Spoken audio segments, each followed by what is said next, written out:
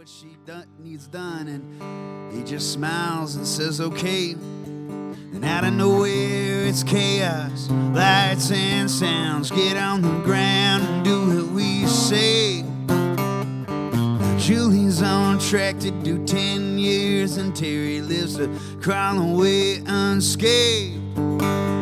As sure as God made dark for the day, you can't have an Abel without a Cain, 'cause the game don't change. The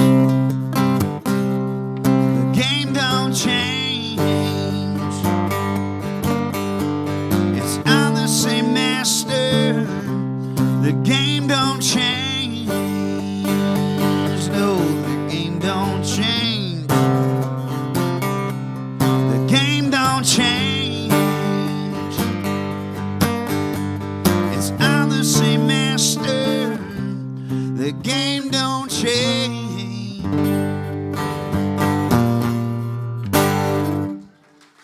Thank you.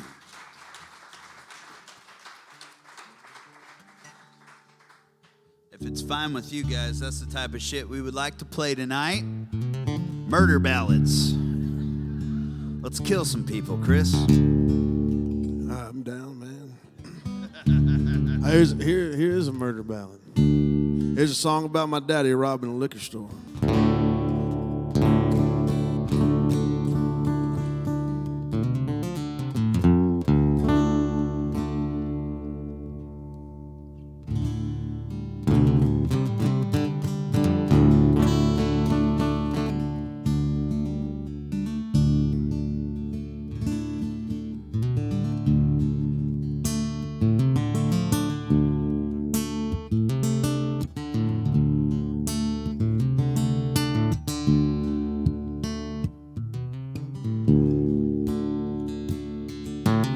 Double-aught buckshot ripping through the door. Everybody get your ass down on the floor. Daddy held the barrel on the liquor store clerk. Put the money in the bag and you won't get hurt. He was never one for contraband. Life's got a way of breaking down a man. 25 at the mill and they let him go. For pennies on the dollar down in Mexico. You got your way and I've got mine. We're all just looking for the brighter side. One of these days you'll understand that the sun don't shine on a broken man.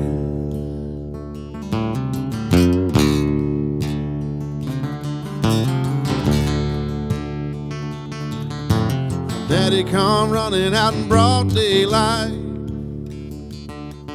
with a sack full of 20s and some Marlboro Lights. I heard Mama cry, let's get out of here. Blue lights whipping in the rearview mirror. You got your way and I've got mine. We're all just looking for the brighter side.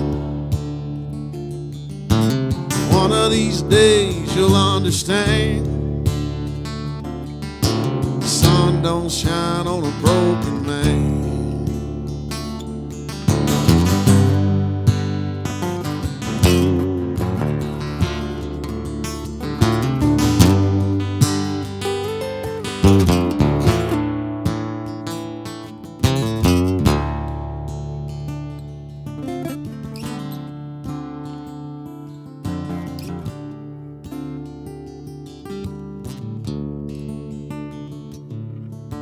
The sheriff said, think about your family, son.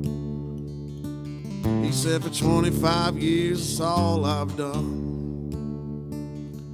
He grabbed Mama's hand and he said goodbye.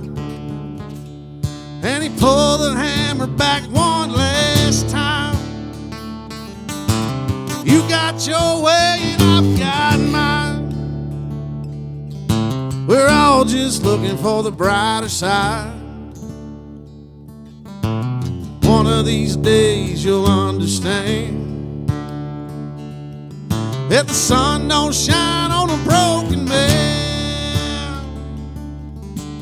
Double-aught buckshot ripping through the door. Everybody gets your ass down on the floor. Thank y'all so much.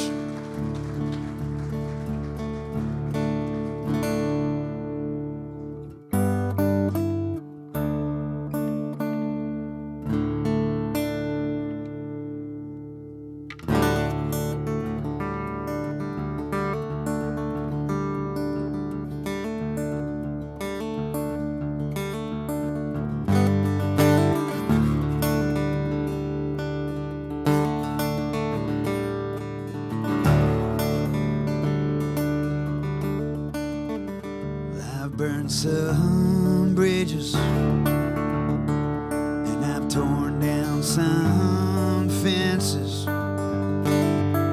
Some I'm still mending, some I'll leave in the ashes where they lie. And I've cursed at my mother, and I've stolen from my father. Turned into a stranger right in front of my lover's eye. But once in my life I found a freedom that was bigger than myself for a song. I guess this surrender was something that I needed, show what I was needing all along.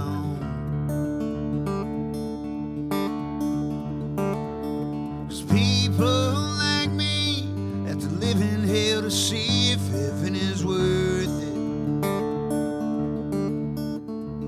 I'll take the worst of unanswered questions and try to find a purpose.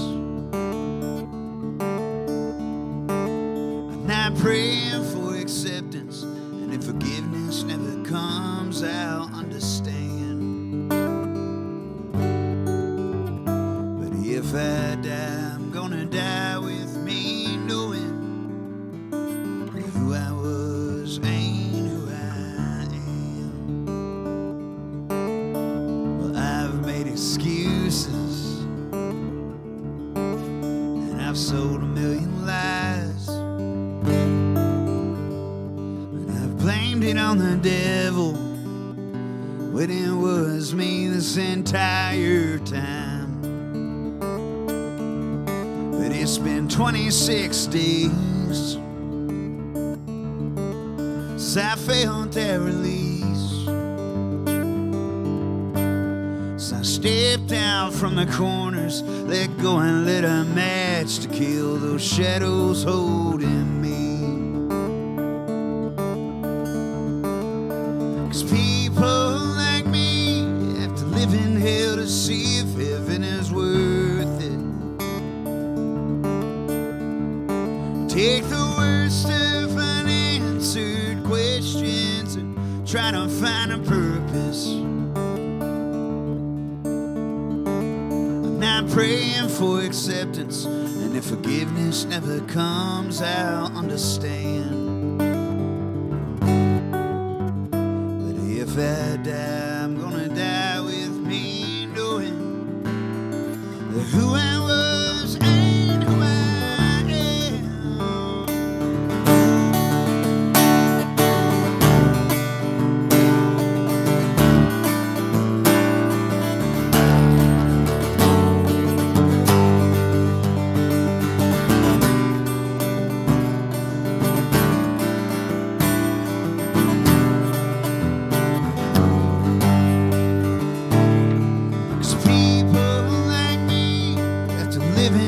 See if heaven is worth it.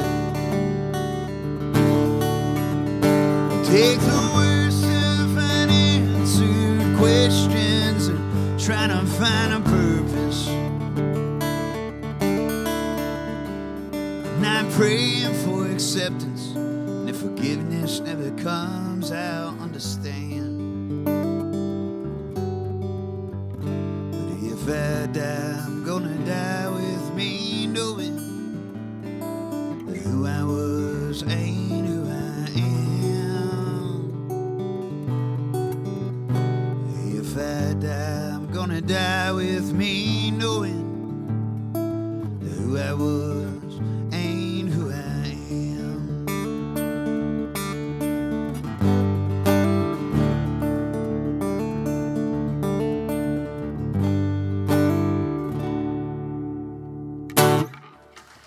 Thank you.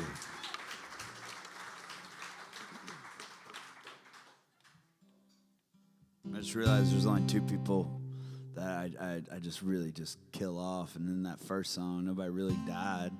Guy got away with it. And I was like, well, I got to kill him. Now she doesn't die there either. You just want to kill her. So I guess you're going to do all the killing stuff tonight. We'll get to it, man.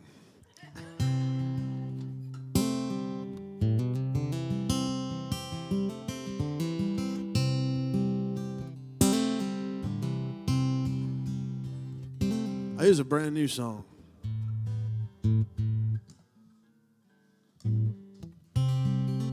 I love playing listening rooms because this is where you get to tell some stories. And I really like playing listening rooms for the first time because y'all don't know if the stories are true or not. I can pretty much say what the hell I want to say.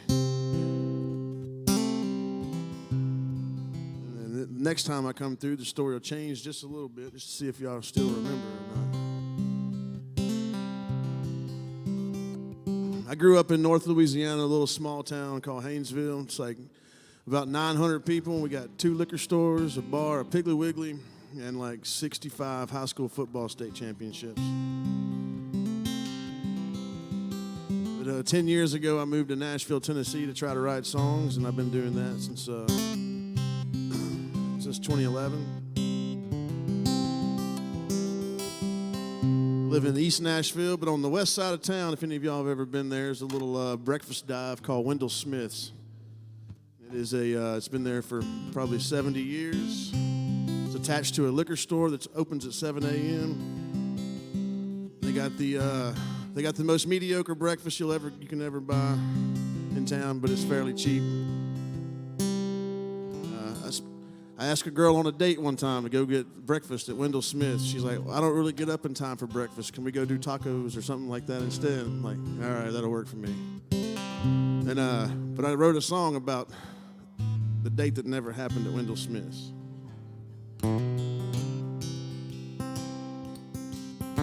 It's a waltz for those of you playing the home game.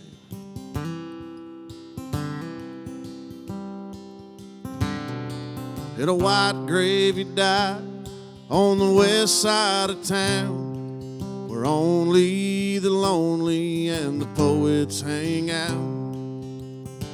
A cold Thursday morning with frost on the roof, they shook off their shivers and found them a booth.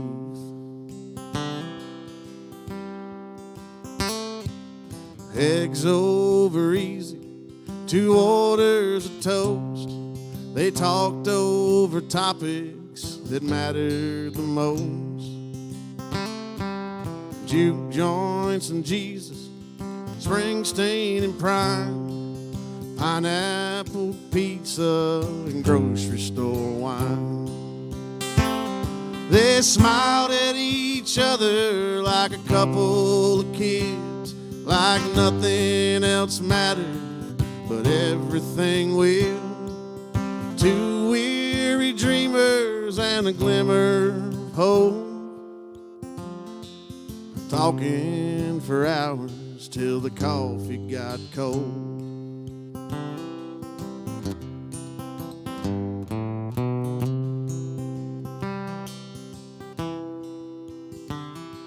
They gathered their jackets and personal effects, argued in kind over who gets the check, awkwardly stumbling through goodbyes and more. They're both feeling something they ain't felt before. They smile at each other like a couple of kids, like nothing else matters, but everything will. Two weary dreamers and a glimmer of hope,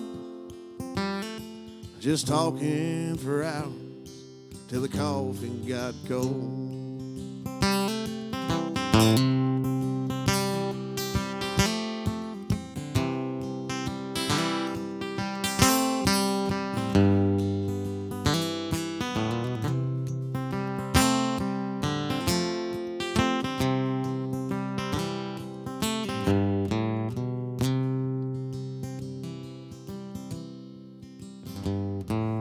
20 years later, they're still stumbling in to talk over breakfast like they did back then. The ups and the downs, the lows and the highs, man, they've weathered them all in this white gravy dive. Just smile at each other like a couple of kids. Nothing else mattered till everything did. Two weary dreamers and a glimmer of hope, talking for hours till the coffee got cold. Still talking for hours till the coffee got cold.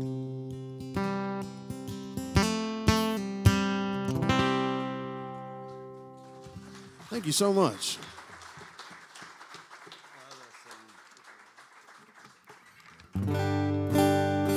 It's, I'm trying to think of the right word. Is it counterintuitive? What does that word mean? I'm not afraid to admit it, man. I don't know what some words mean. It means not intuitive. Do y'all watch Trailer Park Boys? You know when Ricky's like, you know, it's not rocket scientist, okay? Like that. It's not rocket appliance. When he's trying to say it's not rocket scientist. I write songs, but I am not a wordsmith. I'm not a linguist by any means. But what I'm getting at, fuck, I wish I knew what intuitive really actually meant before I said it. It's really hard to take Chris out on the road because he sings better and he writes a lot better songs. And it's just like, you play a song, it's just like, fuck, what do I do next? No, but Thanks, man. Yeah, the last show I played before the shutdown came, I played here, and it was on March 13th. It was my last show. And first off, it's so great to be back. That was the first time I ever played here, and it turned into one of my top 3 favorite places to ever play. It's great. I love the fact that everybody that listens. You know, we put a lot of blood, sweat, and tears into song. Not tears, but just blood and sweat. You know, gunshot residue into our songs, and it really means a lot when people listen to them. So I booked these 4 shows to bring Chris out to Texas because, like he said, he lives in Nashville and he doesn't really come out here too often. And I urge all of you guys he has some vinyls for sale. Buy his records, support his stuff, go see him when he plays. He's definitely my favorite dude in the world. So that was just me telling you I really love that song. Thanks, man. I appreciate that. All right, what do you guys want to hear? You can pick between a live song, a love song, or a miss you song. A love song. Love song. Let's start with a love song. So, I released a record during the middle of the quarantine, the Big C era. It's called Fever Dreamer, and it has a song on there. It's called Wild Horses, and I don't know if I played it here last time. I feel like I would have. I did. All right, cool. I said it was new. Well, now it's not. So I'm gonna play it again. It's perfect. So the backstory on the song is, my girl and I, we live in College Station, and there we go. All right. I went to Tech, so that's just cool too. But like, I get it, man. Yeah. Whoop, whoop, whoop. I drive around College Station, and so you guys lived in College Station for a while, I'm assuming. Was it just that table back there?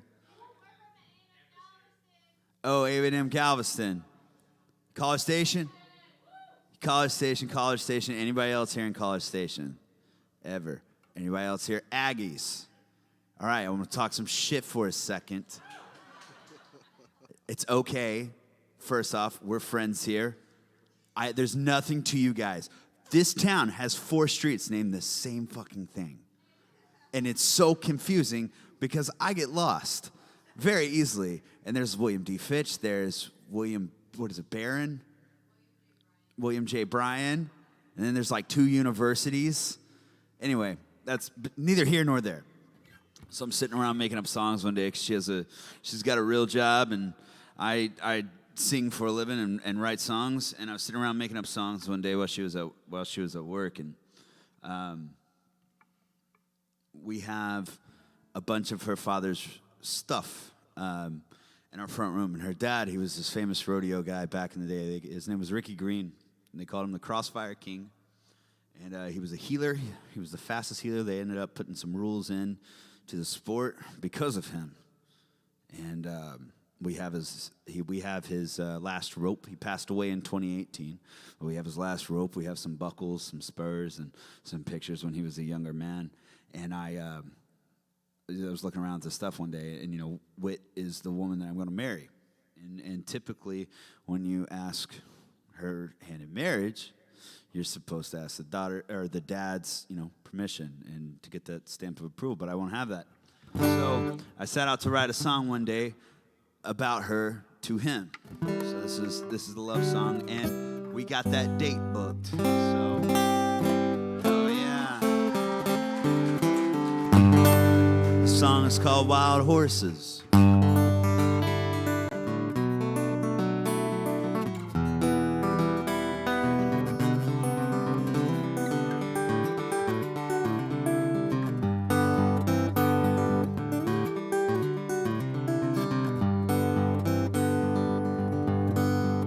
She keeps your spurs on her shelf in the front room near the door. By a buckle you won a mother load in the spring of '84, next to a picture of a man from Morgan Mill last June on a quarter horse named Geronimo, and with a grin said that was you. She said you ran with wild horses.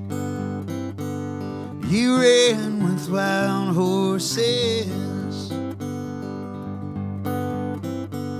From the pictures that I've seen, I see she's got your eyes. And from the stories that I've heard, she's got your humor and your smile. A bearing sense of wonder, tough as nails, and stands her own. I guess that's what you left her, but then again, I'll never know. She said you ran with wild horses.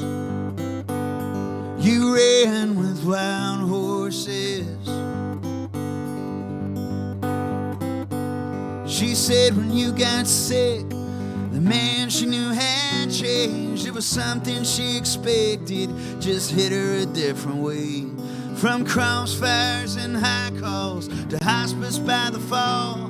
Now the fastest healer known, he don't leave the box at all. She said you ran with wild horses. You ran with wild horses.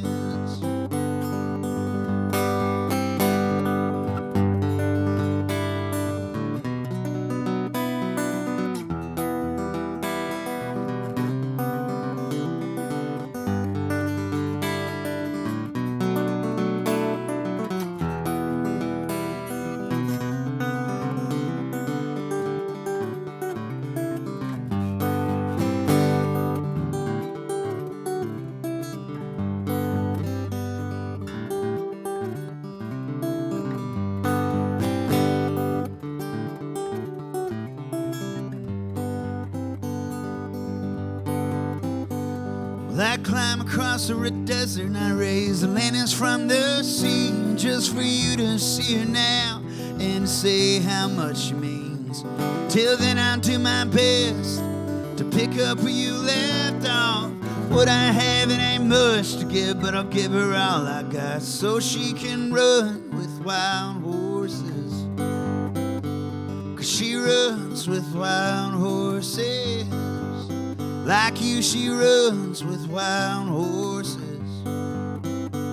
She runs with wild horses.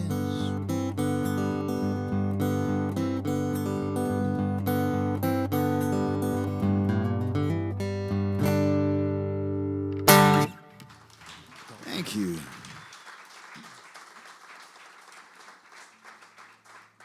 Thank you. I mean, I said it last night, and I'll say it again tonight. Like, that's the peak of the night right there. You're not going to get a better song than that. Thank you, Chris. Except for maybe this one. Except for maybe this.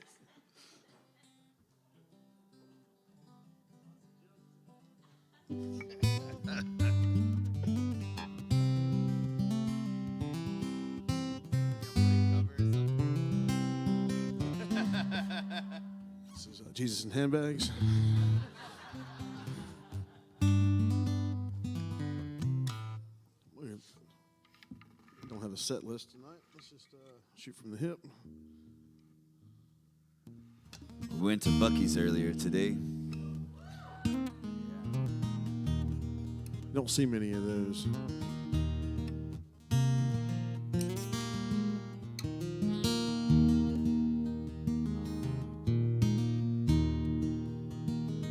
I just finished recording a new record.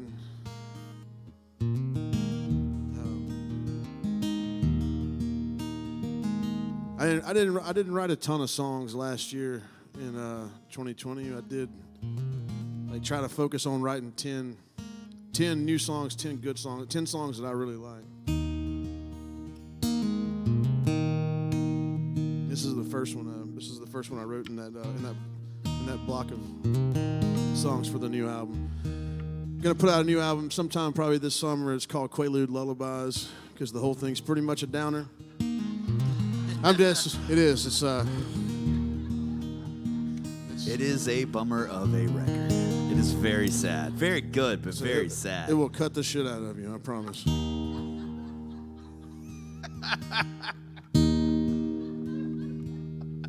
This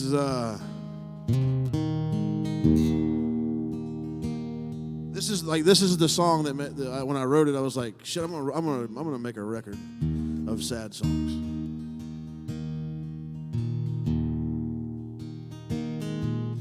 Try as I may, try as I might, to see the darkness in the back of my eyes.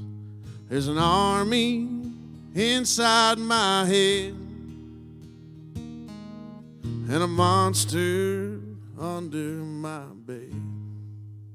I numb my mind so I don't have to lose it. A heart only breaks when you use it. Of all the things I don't want to see, the devil, the dealer, and the dark side of me.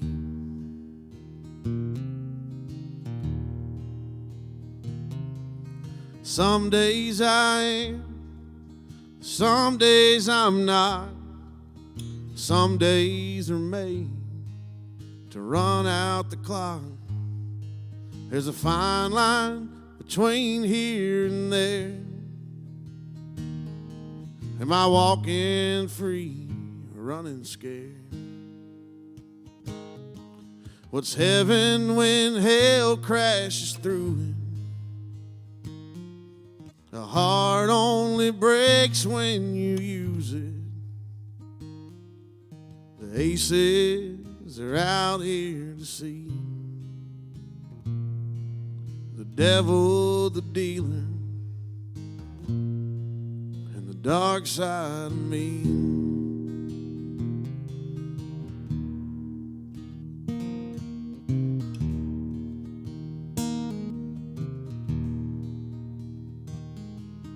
cold as a shoulder, dry as a bone. A memory is worthless if you make it alone. But once you make friends with the walls, what's left on the sentence don't matter at all.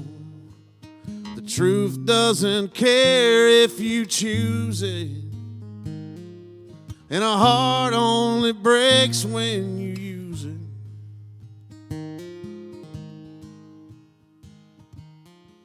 The mirror don't like what it sees. The devil, the dealer, and the dark side of me.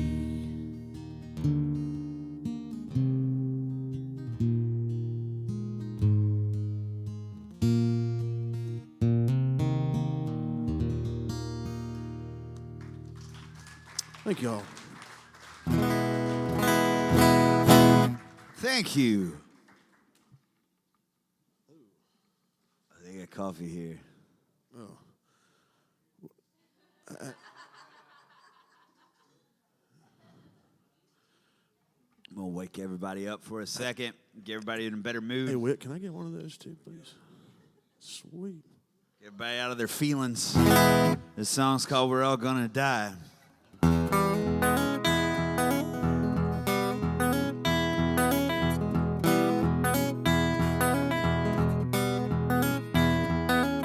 Oh, good Lord, the world it's a changing, but that don't affect us none. 'Cause we got us a garden, a good dog, and a gun. Maybe I will pick back up smoking while you paint in the morning sun. We can eat canned peaches on the front porch till kingdom come. Hey, hey, hey, it's gonna be okay. Maybe tomorrow nothing gets in our way. Two things for sure, stars don't rise, they just sit and wait. And we're all gonna die someday.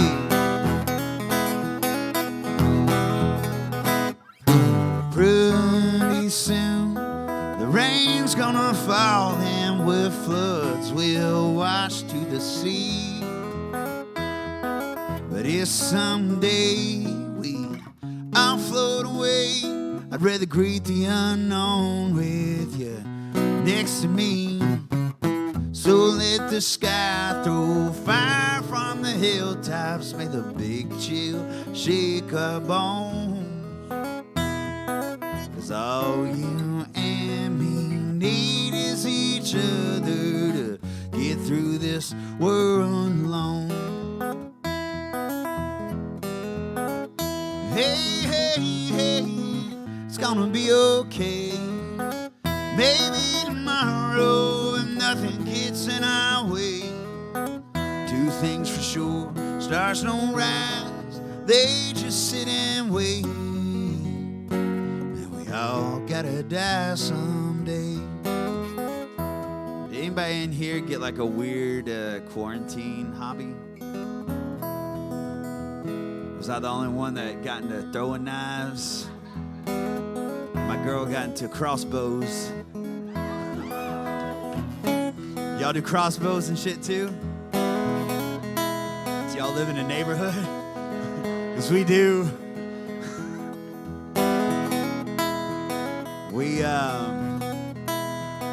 We built a quarantine garden to save us all from ruin, and we didn't grow anything. Everything died.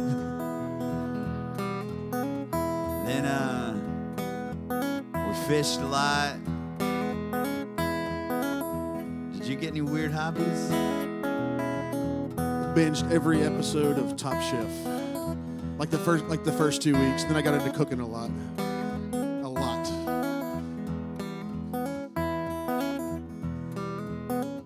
Yeah, we just had throwing knives. It was fun. It lasted about 4 days, and I wasn't good at it, and I just stopped. Sounded like how I lived the past 20 years.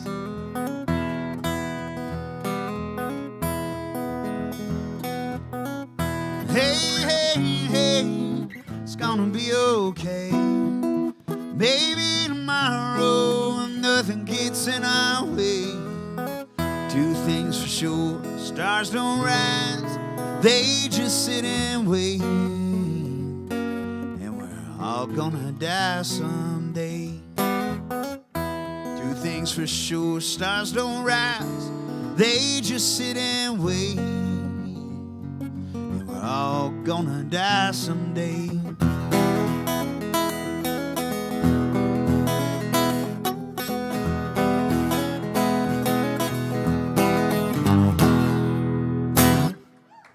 Thank you.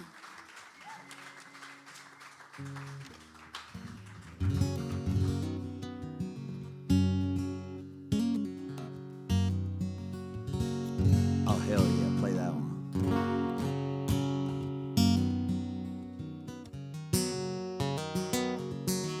So I mean, it's not a quarantine hobby, but I do have a habit of, if I stop at a truck stop and they have CDs by the cash register of like local musicians, I'll pick them up and I'll buy one and give them a listen. Sometimes they're good, sometimes they're not. Usually you can tell by what the cover of it is. If it's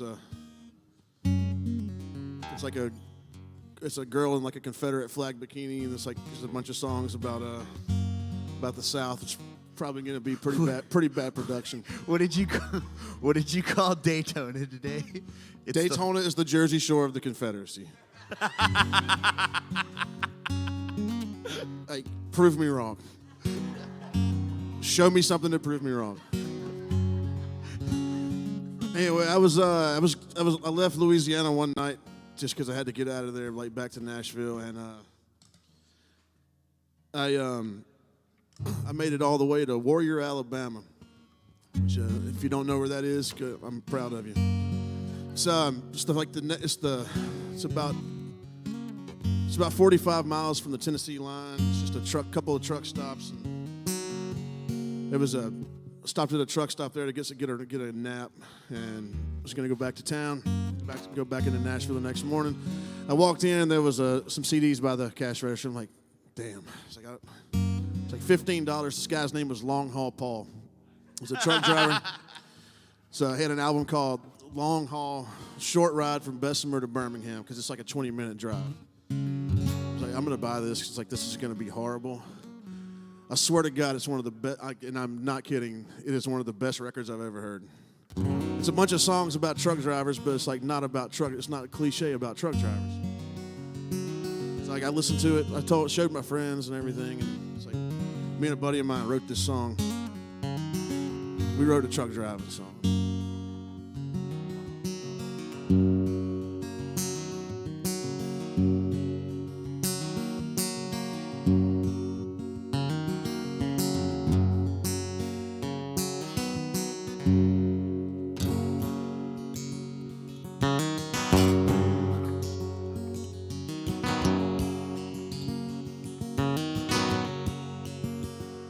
Bloodshot eyes, weary mind. 2 more cups of coffee get me further down the line. What comes next? I don't know. Nothing left but a few more miles to go. 18 wheels, white Freightliner, Texarkana to Carolina, rolling on one last time. Drive me home, take me over the line. Topping on, hit a Flying J. I know every speed trap from Atlanta to LA. Lord only knows the shape I'm in. I can't say I'd do it all again. On 18 wheels, a white Freightliner, Texarkana to Carolina, rolling on one last time. Drive me home, take me over the line.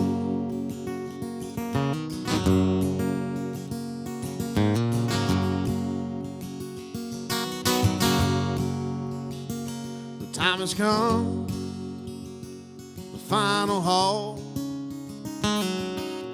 30 watts of power pushing out my curtain call. Lay me down, let me rest.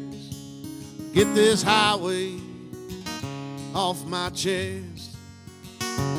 18 wheels on a white Freightliner, Texarkana back to Carolina, rolling on one last time. Drive me home, take me over the line. Drive me home, take me over the line.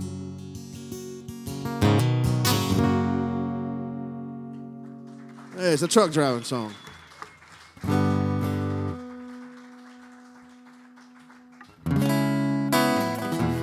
Somebody yelled out for Dead Roses. Need that one.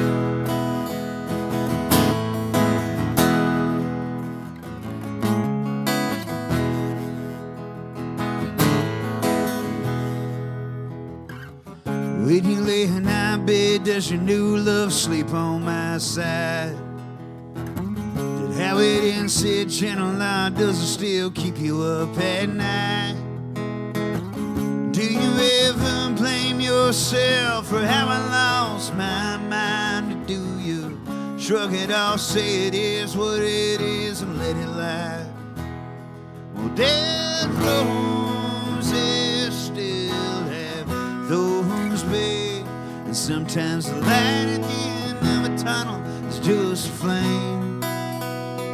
If we could see the changes come, we'd all be better off. Instead, I'll sit back and watch you fall apart like dead roses.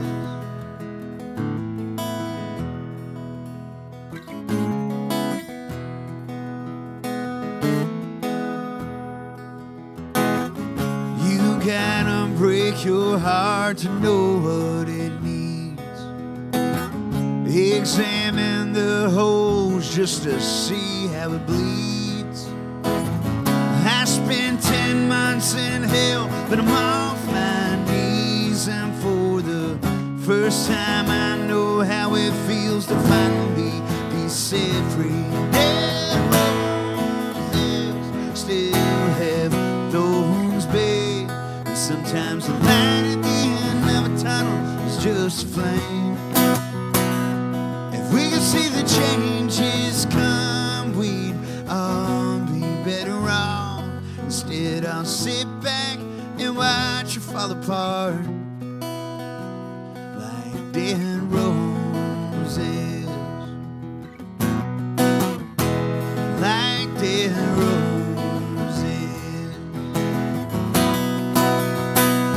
Well, dead roses still have thorns, babe. Sometimes the light at the end of a tunnel is just a flame. If we could see the changes come, we'd all be better off. Instead, I'll sit back and watch you fall apart like dead roses, like dead roses.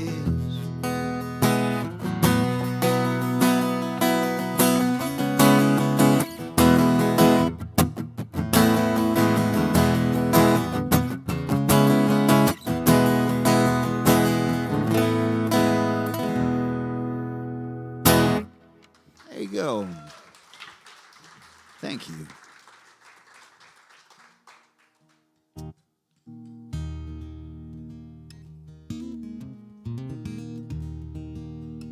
I need to go back and say that my dad didn't really rob a liquor store. And when he first heard that song, he was kind of offended. I've killed off my mom like 4 times in a song. Like she just died of natural causes, and she doesn't get too happy about that. So I started writing this song with a buddy of mine. His name's Scotch Taylor. He lives in Nashville. We got together to write one day. He's like, I used back when I still smoked cigarettes, and we would just get together and like burn through a piece and come up with an idea and try to write it. We started writing this song about buying a dog on Craigslist, and it ended up we didn't even use that line in the song. So it's like we started writing about a dog buying a dog on Craigslist, and it's not even in there. So I have to like tell the story. Now we were sitting there talking, and he said he's like, man, it's like the best $10 I ever spent was buying Daisy on Craigslist. I'm like, that's like a pretty good idea for a song, man. Here's a song called Best $10.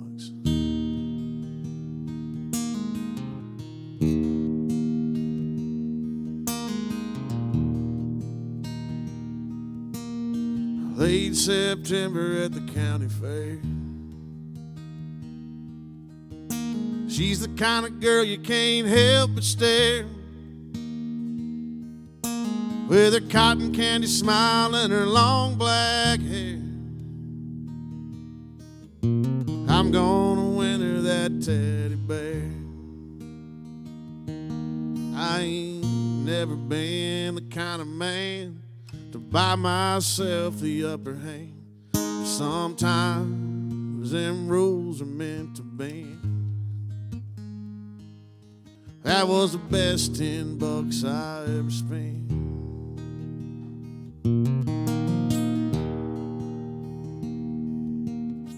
2 years later out in Santa Fe, thrift store shopping on a Saturday, I was thumbing through the bargain bin when I came across the highwayman. I ain't never been the kind of guy to say a record changed my life. Sometimes them rules are meant to bend. That was the best $10 I ever spent.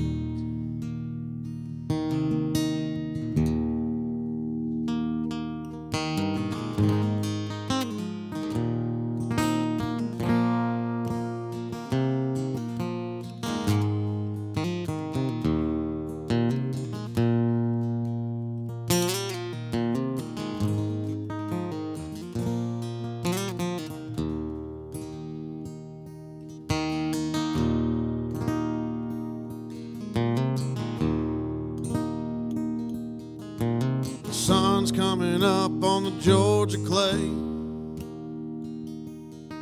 at a Waffle House off the interstate. It was all he wanted for his birthday, 2 nights before he passed away. I was 31 when I got the chance to say I love you to my old man over coffee, and a day I won't forget. That was the best $10 I ever spent. That was the best $10 I ever spent.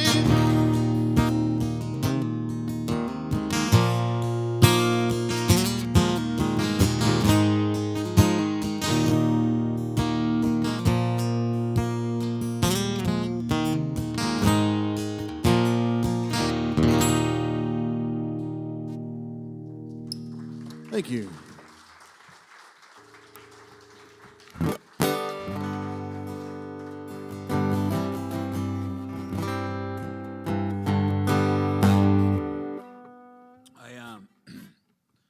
I hit 2 years with not drinking and doing drugs on January 12th, and thank you.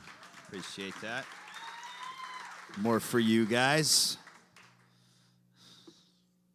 And this past year, I feel like that's going to be the key phrase of every single show you see, probably till next year. It's going to be like, this past year is doing a lot of thinking, writing some songs. But when people like me sit around with nothing but their thoughts, sometimes it can go one or two ways. You have days where you put it to good use and write songs, and you have days where you impulse buy fucking throwing knives. So, had a few of those days, man. Thank you. And we, what? You're an enabler.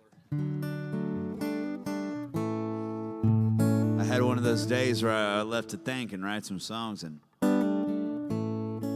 you know drunks and you know drug addicts, they leave a lot of shit in ruins until they try and make it better. And I sat out and I wrote a song one of these days about some friends that I've lost along the way due to my own actions. It's a song about that. The song's called Bow Feet.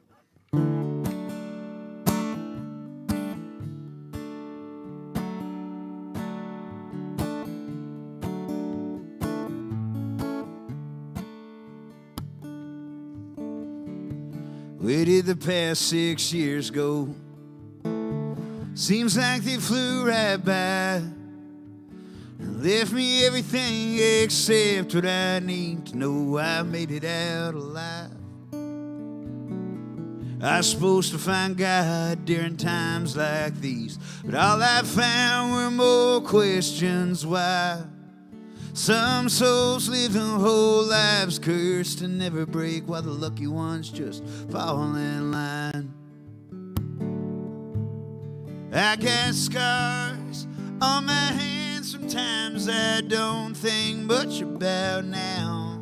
And a picture of the 10 of us from days I wish would come back around. Some nights are good,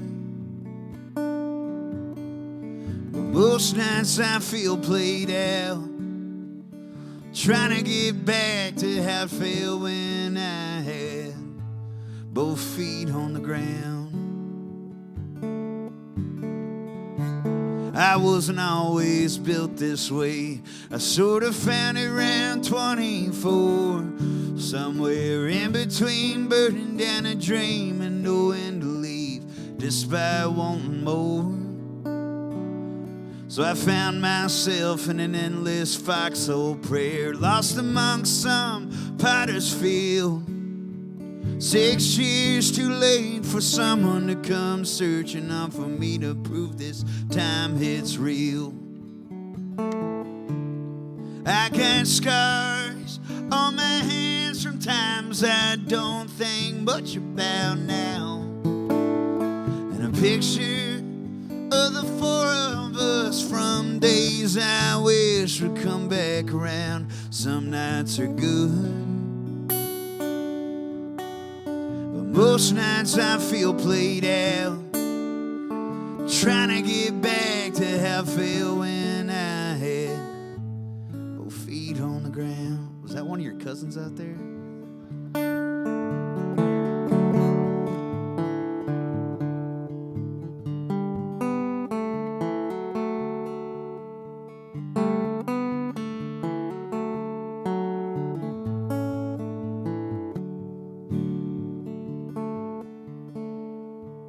I'm tired of waking up angry over things I can't let go, and learning that the other end of forgiveness ain't up to me or something I can't even control.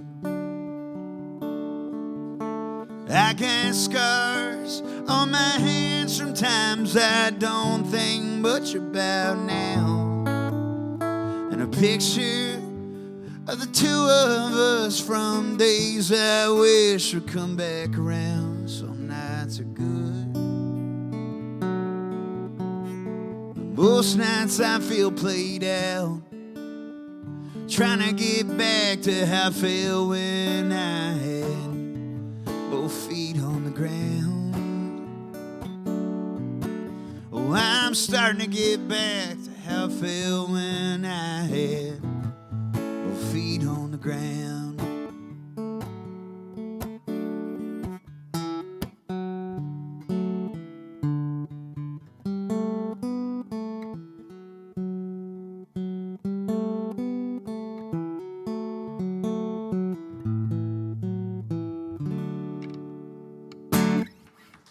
Thank you.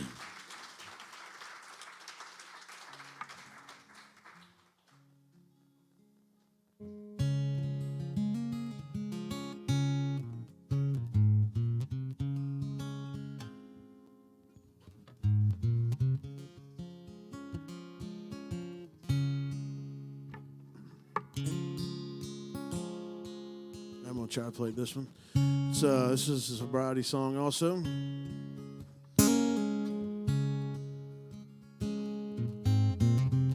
It's fairly new. I got my cheat sheet down here. So.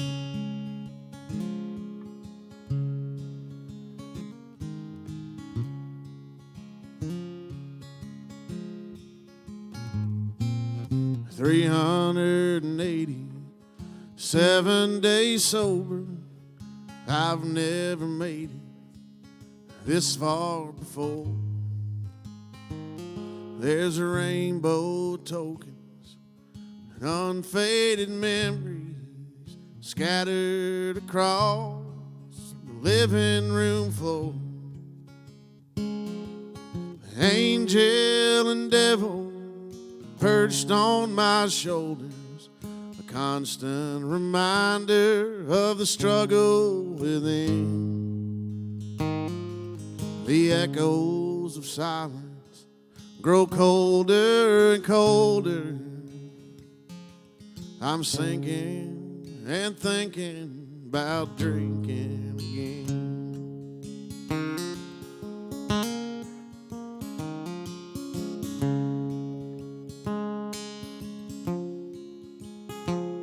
It's a hard path to follow, way of the righteous, not stumble and fall down a road from your past. Well, I'm stuck at a crossing with a head full of misery, wondering how long these feelings will last. Angel and devil perched on my shoulder, a constant reminder of the struggle within. The echoes of silence grow colder and colder.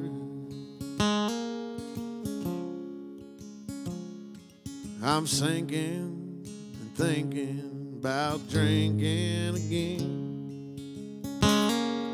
The echoes of silence grow colder and colder. I'm sinking and thinking about drinking again.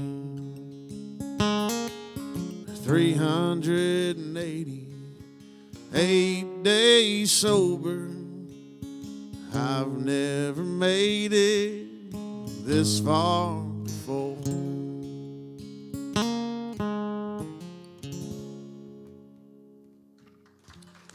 Thank you.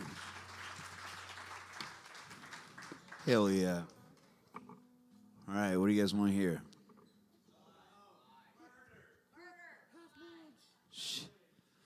Hold on. All right, Shadowlands. Wait, who said that? Oh, fuck, here we go. Don't do that. Play the song. Play the song.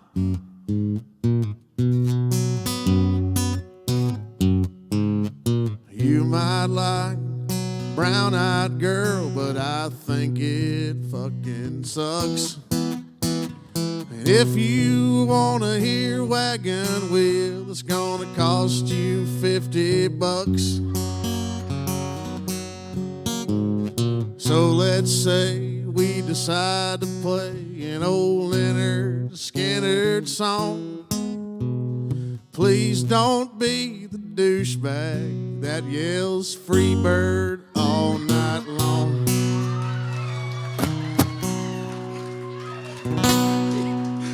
he has his own song. That's how much of a road warrior Chris is. Shit. All right, who said Shadowlands? You did? All right, Shadowlands. Is Shadowlands cool? Y'all go with Shadowlands? All right, let's do Shadowlands. There's a whole other verse to that song, too, about giving his number to your girlfriend. He showed it to me on the way down. One night I was playing this show in Ruston, Louisiana, and this it was a 4th of July, and they didn't think anybody was going to show up to the bar. Like 900 people showed up and paid $5 to come in and watch us play. It was amazing. Like we made rent for a year that night. This big old 6'9" oil field guy comes walking onto the stage. He's like, "Man, y'all play Freebird?" And my guitar player is like, "No, man." So he opens his wallet. He's got a stack of $100 bills. He's like, "Play it right now." He's like, "Roll it, boys." We played Freebird 7 times before his wife drug him off the dance floor. He just threw another 100 and they start the song over. Hey, man, I can be bought. I'm cheap.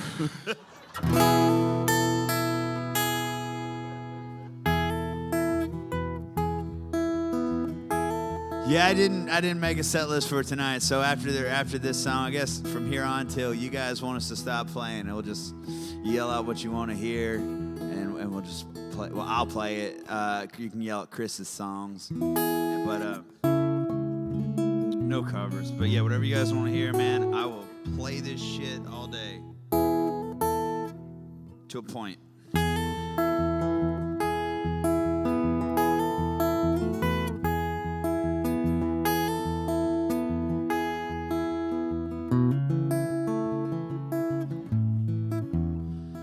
Put your head on my chest, put your heart in my hands, put my faith to the test, and bring it back again.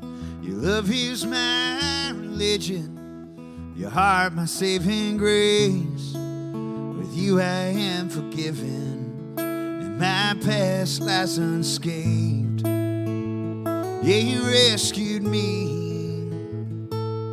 my Shadowlands.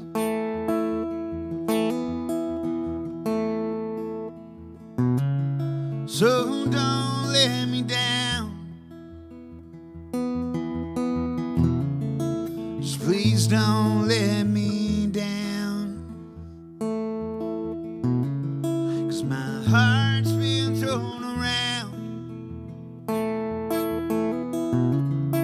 Just please don't let me down. I'll give you trust like a child. I believe every word. Show me a soul should be wild, with the sweetest voice I've heard. 'Cause your father raised a woman, and your mother raised a queen. But I want love and shelter and give everything. Yeah, you rescued me from my Shadowlands.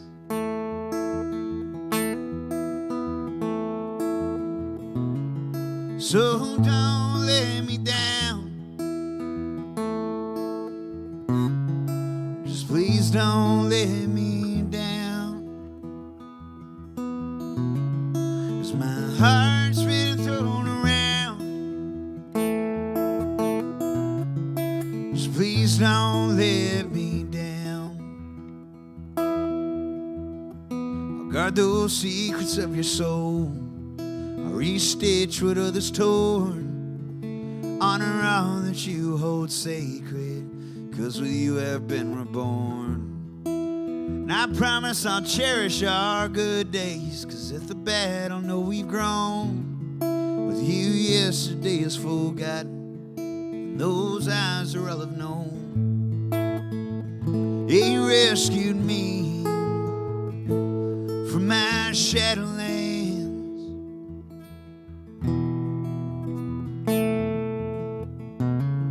So don't let me down. Just please don't let me down.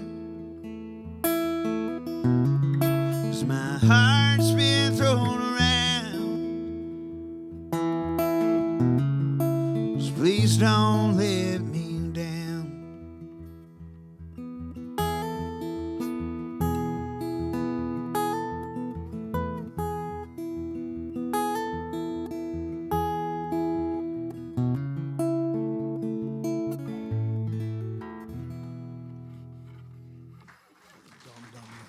Thank you.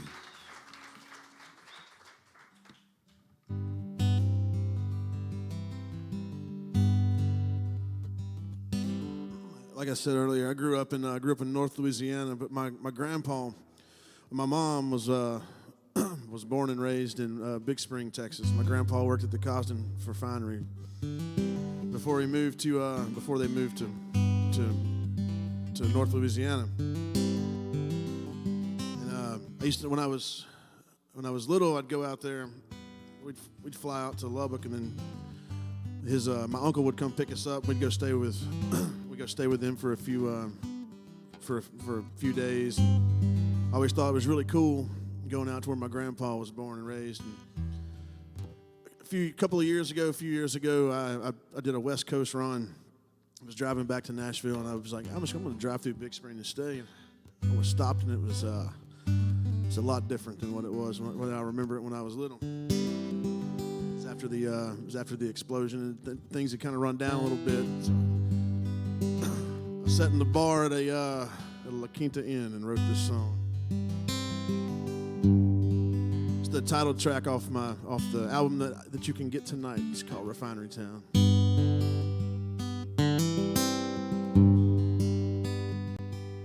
It's just ashes and empties in this Roach Motel lounge on the white trash side of a rusted out refinery town.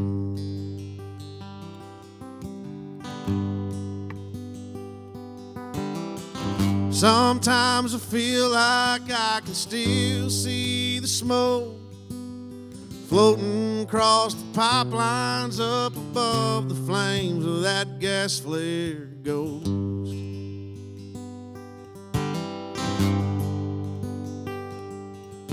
The lot there on the corner used to be the hardware store, till the bills piled up when the wells dried up and they couldn't keep the lights on anymore.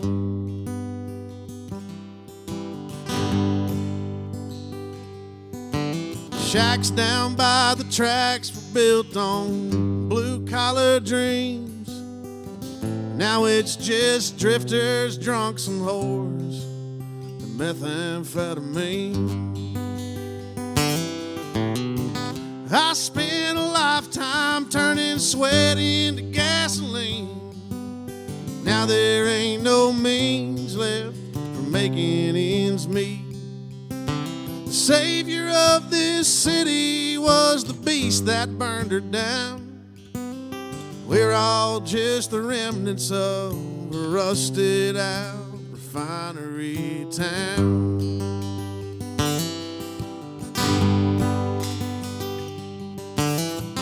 Maggie runs the mission at the Zion Baptist Church.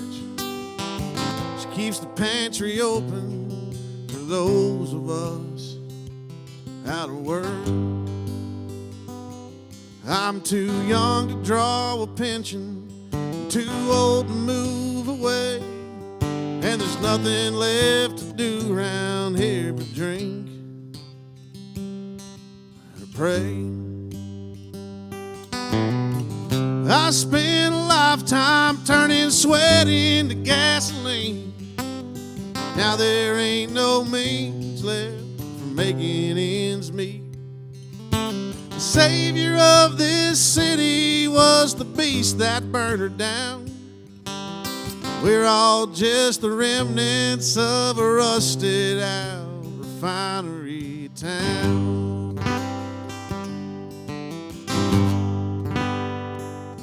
It's just ashes and empties in this Roach Motel lounge on the white trash side of a rusted out refinery town.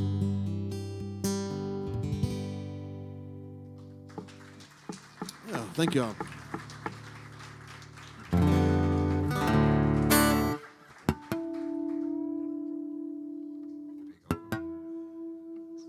D. All right, what do you want to hear? Level Me in July? I'll do July. So I've already done one from this table. And we'll do, you said July, you said Level Me. All right. Jesus and Handbags. I wrote the song with Caitlin Butts. Hold on one second. My mom actually just texted me, and I gotta text that back. One second.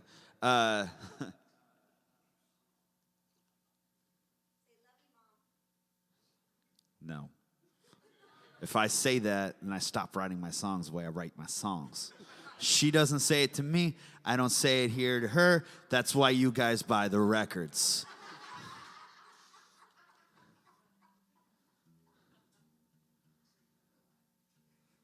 Hold on one second. Y'all smile real quick.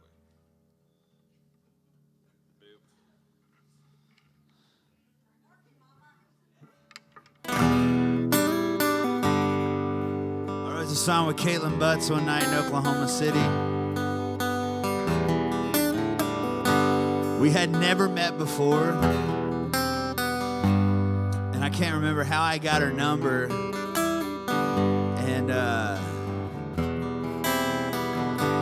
it was our first time playing in Oklahoma City, and I think I called there's a radio station in Fort Worth called The Ranch, and it's ran by two guys, Justin Frizzell and Shane Hollinger, who do so much for Texas music and Red Dirt artists. I think he gave it to me. Anyway, I texted her like, hey man, you don't know me, but my name is Dalton. We're playing in Oklahoma City tonight. Do you have a place where you can change and shower? And she was like, sure, come on over. And she made us breakfast food. I was still drinking at the time, and we got drunk. And we wrote this song on the front porch.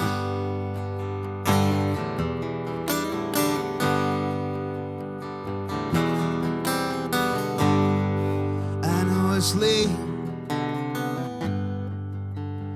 I should be asleep right now. But 3 a.m. and I'm somehow wound up out front of his house. Are you really in there? Tell him to come on and get the hell outside. 'Cause I'll be damned if I'm the only one who's alone tonight. He ain't me. You and him both know he'll never be. He's just convenience and you're just a scared little girl with insecurities. I said I loved you in November to have it fall apart by July. You're just another long gone that was too scared to give it a try. You can blame it on me. I'll blame it on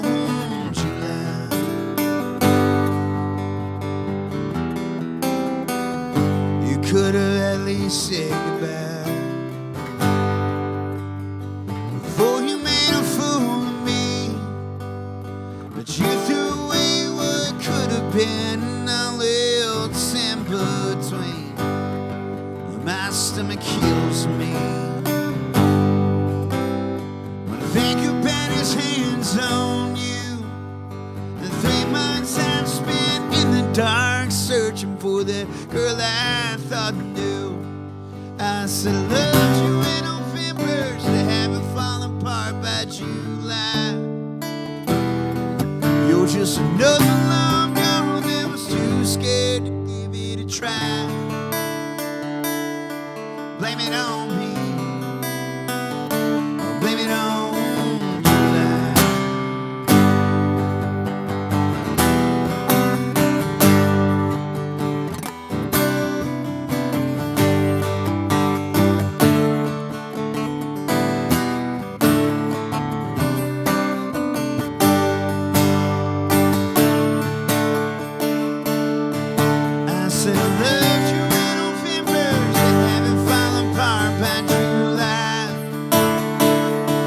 You're just another long gone that was too scared to give it a try. Blame it on vulnerability, blame it on the fights or on a moment of weakness. Not buying it this time, cause heartache's like you're just a dozen to a time. You can blame it on me, or blame it on July.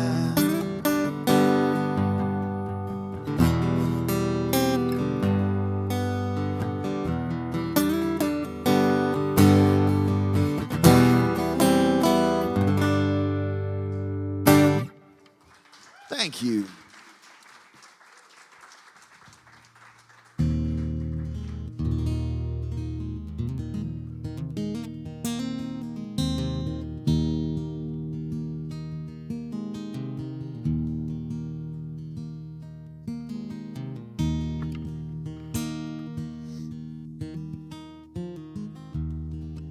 I just realized I write a lot of songs when I'm driving. It's like all these stories, and I was like, I was driving back to Nashville. You and I wrote the song together while you were driving. So I've Gone Crazy came out. You were driving, we were going line for line. Dude, I was like, it's like 4 o'clock in the morning driving through Arkansas. So that's about the best thing there is to do, driving through Arkansas at any time of the day. When Chris Just take your mind off of driving through Arkansas. when Chris can't sleep, you know, when a lot of people can't sleep, they'll turn on the TV and make some tea or do something. Chris just drives to fucking Arkansas at 4 in the morning and writes songs. I started writing this song 10 years ago before I moved to Nashville with a buddy of mine from Baton Rouge. About 15 years ago, I booked a gig in Phoenix, Arizona, and drove out there because I thought I was hot shot. Nobody showed up for the gig. It's a long ass drive back to Louisiana. Defeated. We wrote the first verse and the chorus, and then it's like floated around in my pocket for almost 10 years, and I stopped to buy weed in the Fame Studio parking lot in Muscle Shoals, and met my weed guy, and finished the song in the 2 hours from back to Nashville after that.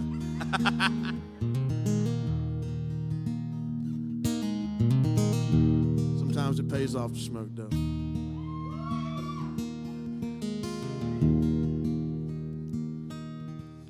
Put my name on a marquee sign in Phoenix. From the looks of things, folks round here can't read. Playing to barkeep and some old drunk that's past his prime.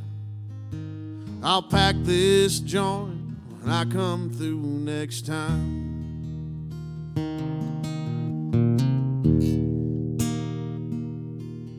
I got a show tomorrow night in Bossier City.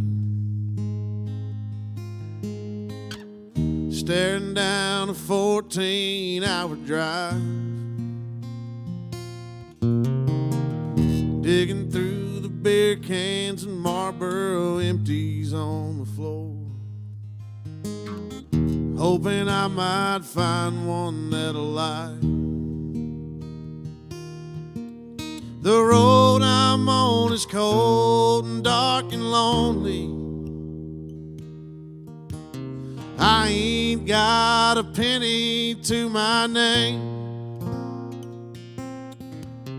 Folks back home still think I'm gonna make it.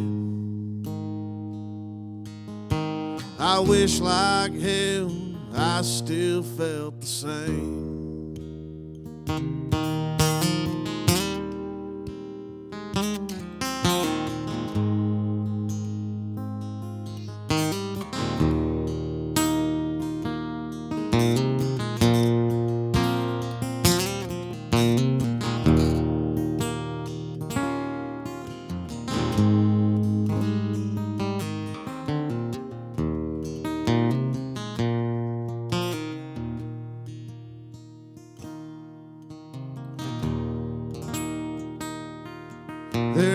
ain't nothing in this world quite as lonesome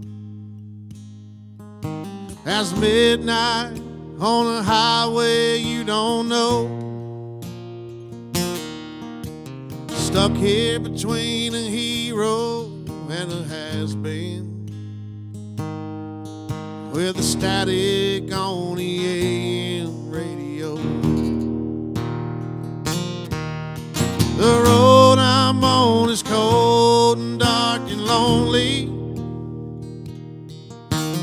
I ain't got a penny to my name.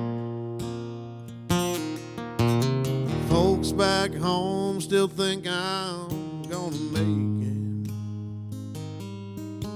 I wish like hell I still felt the same. Yeah, folks back home still think I'm gonna make it. I wish like hell I still felt the same. They put my name on a marquee sign in Phoenix.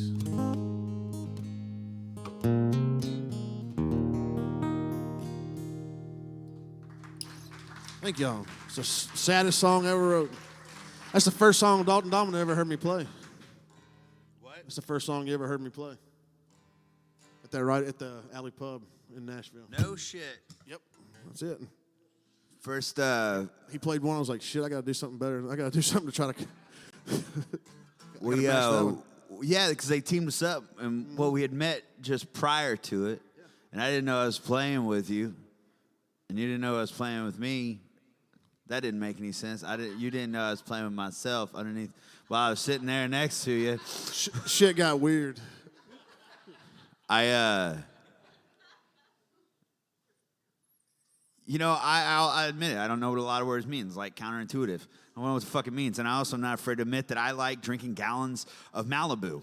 It tastes good, okay? Get off my back. I know I look weird ordering it, but it tastes good, all right? It's like, it's the whole experience of Margaritaville, but in your mouth. You know, and that's what I love about it. It tastes good. So I'm sitting at the bar, just chain smoking next to Chris. I don't know him. He doesn't know me. And I go, she's like, would you like another? And I was like, yes. She's like, what was it? And I was like, just give me a cup of Malibu.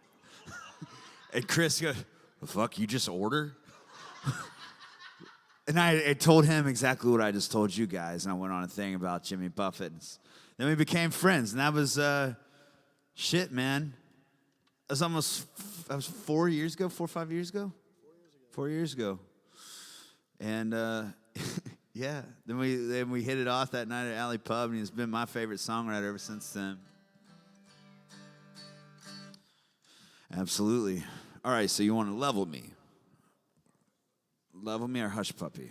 Shit, I've been messing that song up. I'm gonna try it. Oh, shit, both y'all said Hush Puppy, right?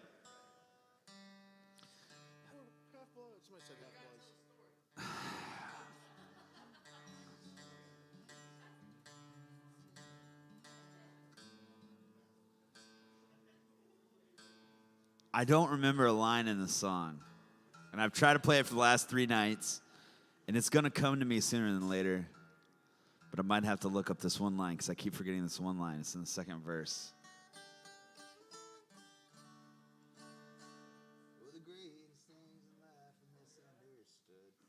Fuck.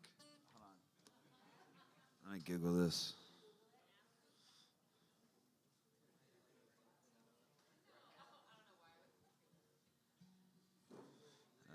Hold on. Hush Puppy, Dalton, Domino. Everybody chill out, we're professionals.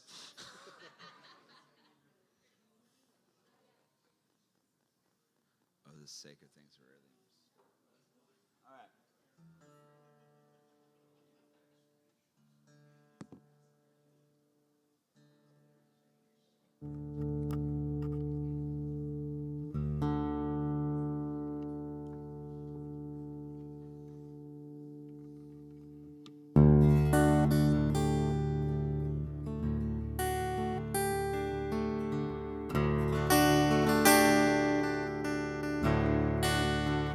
story about my grandfather, man. I don't know where to start. How many people in this room has heard the stories? That table, this table. Long story short, my grandfather was a hoarder, right? He was the most inappropriate man at the most inappropriate times. He chain smoked, he cussed, he drove a little red truck, and he had this toy poodle named Princess. And Princess, dog was fucking old, man. It like voted in the first Bush election. You know, it was old. You know, like when poodles get that, it looked like a raccoon because it had all that black around its eyes, you know, but it only ate Church's chicken. Swear to God. People always think I made that up. It's not. It was a really weird situation. The dog wouldn't eat dog food. My grandfather had to wake up at odd hours of the day. He'd go to the Church's Chicken each morning to get Princess her food for the day. So and he loved that dog more than he loved my mother, his wife, his two sons, me, all the grandkids, and everyone else in between. This was his girl. But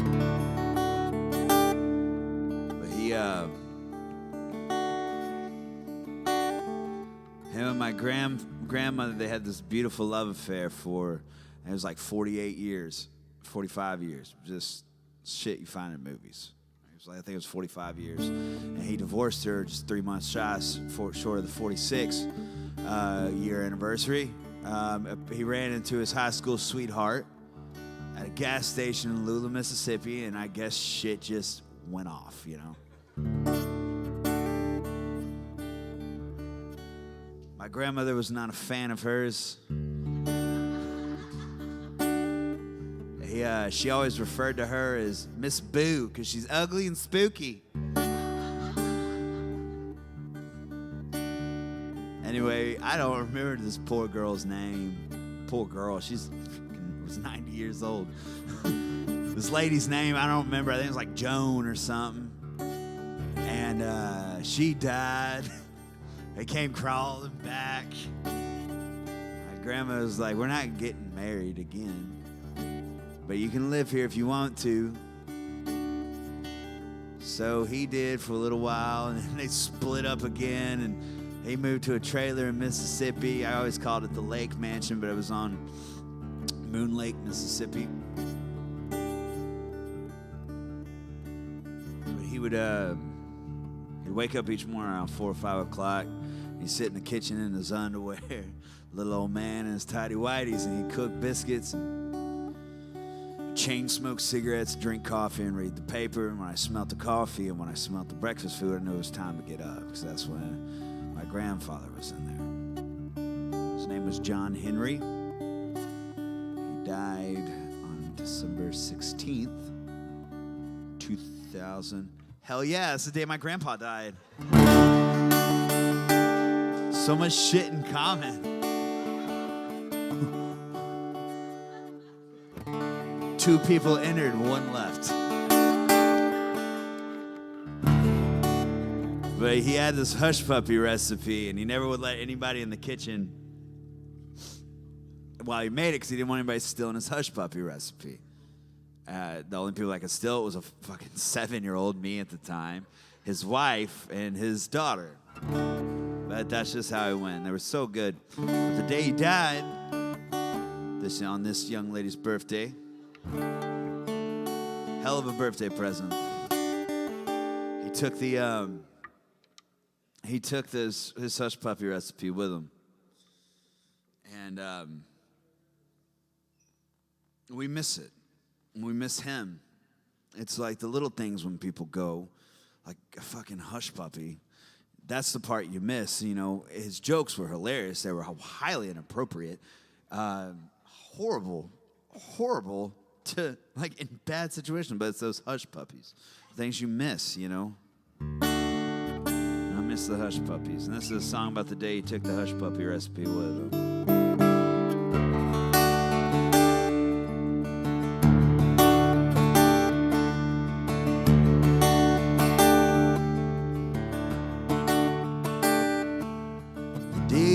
Daddy died.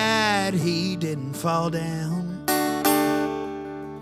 Working in his yard like folks his age go. No, he went overnight, had a VA in Memphis with no one around to see that he got home. We made the plans. My sister stood and stared and didn't say a thing.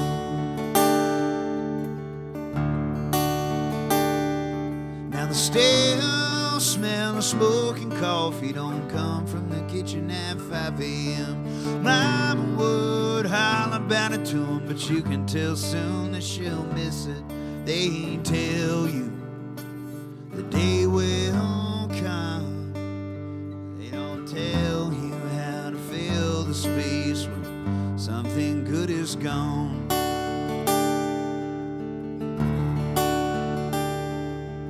As we sat in the front room, stood the feeling. The 40 years one day just came and went. Gina broke the silence when she said, "That's just like that son of a bitch to take his hush puppy recipe with him." This was the fucking line I was looking at. Oh, the sacred things are rarely understood. The life and all it gives. Thank you, Angel, in the Dallas Stars hat. Well, the stale smell of smoking coffee don't come from the kitchen at 5 a.m. Mama would holler about it to her, but you can tell soon that she'll miss it. They tell you the day will come, but they don't tell you how to feel in space when something good is gone.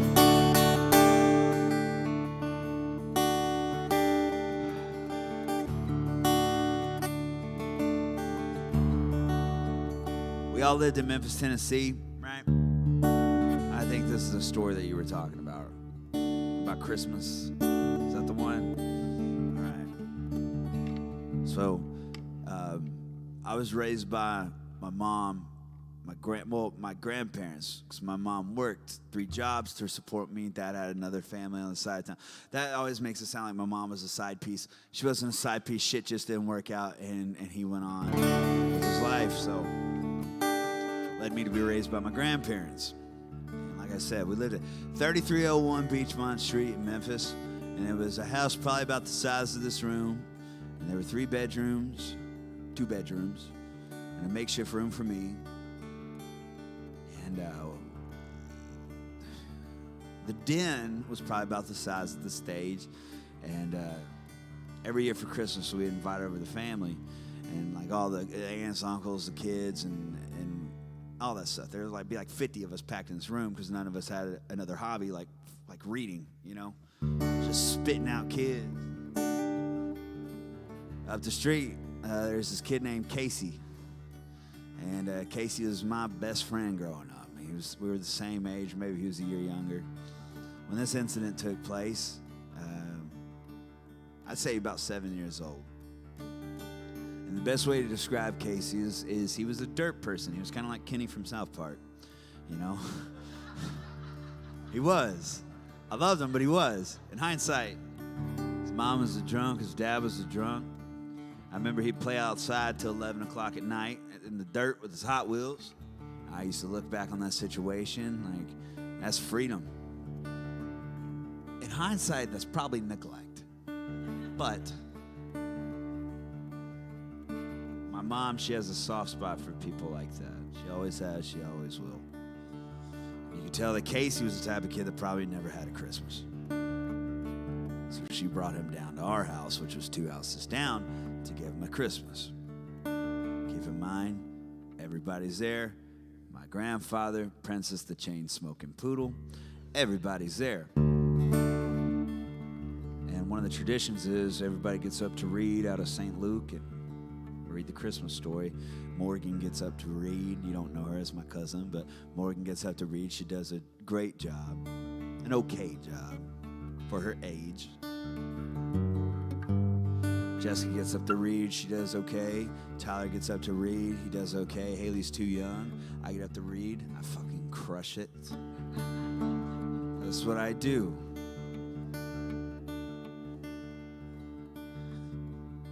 Judging by the start of the night, I literally peaked there with my reading skills. Counterintuitive. Anyway, Casey gets up to read, right? And he gets to the first verse. My mom's sitting there helping him through it. She goes, Star of Bethlehem. Star of Bethlehem. And he gets to the next verse. Jesus, Mary, Joseph. My grandfather's sizing up this 7-year-old kid, right? And he gets real quiet while he gets to the third line. He just hops up. Shit, this kid can't even read. I'm going outside. And he fucking leaves. My mother shot him a look. I thought it was hysterical. But then again, my mom did not. My mom ran that party, and she thought it was, she was so pissed. That was my grandfather. Super funny. And one year for Christmas, he'd buy all the kids gifts. And he showed up with 2 tracks. He'd go to these carport sales, and he'd buy random shit. And he found a bag of T-shirts in the mid-'90s. And he's like, I'm going to give these to the grandkids. Mom's like, well, what'd you get him? He pulls out the shirt. It's a picture of Paul Rumid as his character of Pee Wee Herman. And he's like, yeah, I found them all on sale. My mom's like, no shit, you know why, right?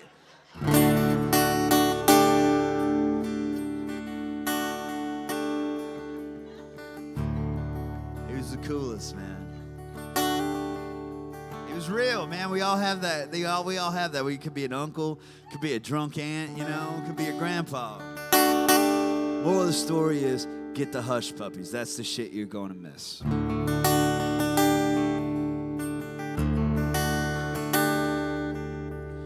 When Billy chose a disposition, you could tell that he was still shook up until he signed his name.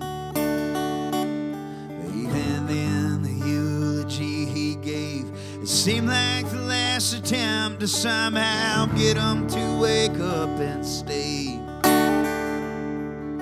My sister finally cried. My cousin sang a song and we went our separate ways. Now the stale smell of smoking coffee don't come from the kitchen at 5 a.m. Mom would holler about it to him, but you can tell soon that she'll miss it.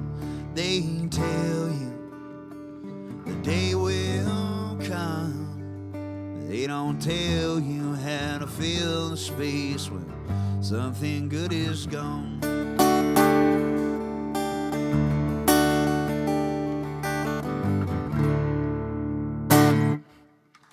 Thank you. My mom, she comes sees a lot of the shows. She always gets embarrassed when I start telling family stories.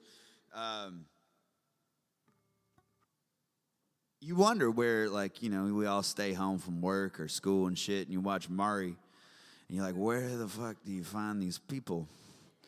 I know some folks. And my mother hates that I exploit that at my shows. And then my uncle was around one day, and he's like, you know, you should tell that story about your Uncle Drake. It's like, what story? The Uncle Drake with the fake nose? He goes, yeah, that one. He had prosthetic nose, and he used to do the, I got your nose, I can't get it. And we would do it to him, and then fucking nose would pop off as kids. Scared the shit out of us, you know? So, you tell that story about your Uncle Drake? My mom goes, no. And I was like, I don't know the story about Uncle Drake. Billy, don't. Don't tell him the story. He'll tell it at shows. And I didn't know the story, so Billy told me that my Uncle Drake, I've always known him as a guy who just kind of hung out. Turns out he actually did have a job in the 50s at one time. He was a dog catcher. Then he got fired from being a dog catcher because he was stealing people's dogs and entering them into dog fighting rings. So anyway, Yeah, just what I'm saying. So that's what a lot of my songs are about. I want to write a song about Drake, man. Man, my grandfather thought he was a witch doctor. It was a hell of a time growing up. We got a 3-hour drive. What? We got a 3-hour drive. We got a 3-hour drive. I need to go to the bathroom. Y'all, how about this? We play 3 or 4 more. Is that cool with you? Or I don't want to keep everybody out late and shit, you know, because it is school night. It is. I know it's Thursday. Yeah. For the past 3 days, we've been starting it around this time, so it's nice to have an early show, you know. All right, this is the restroom. Get some coffee.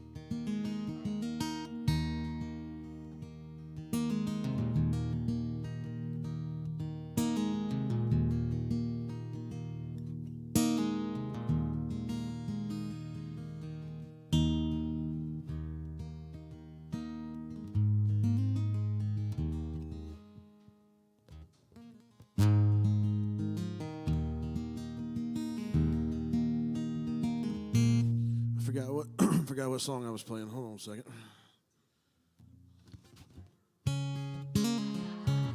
We gotta do this again.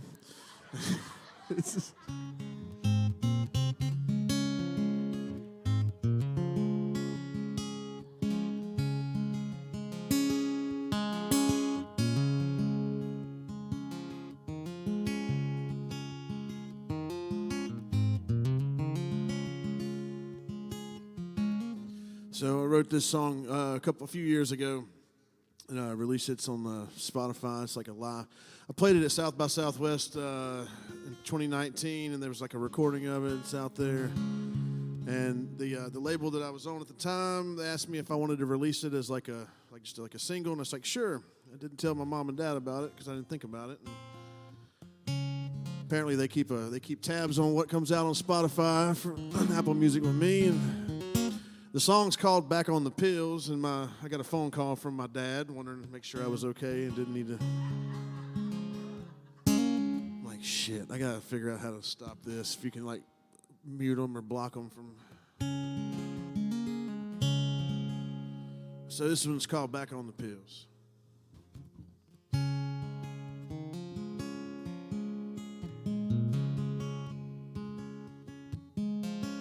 Needles in the bathtub, damage far from done.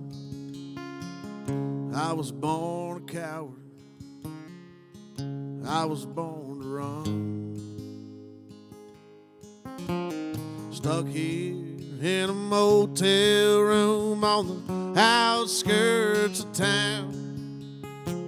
The thought of being sober is the worst part of coming down. Father, forgive me.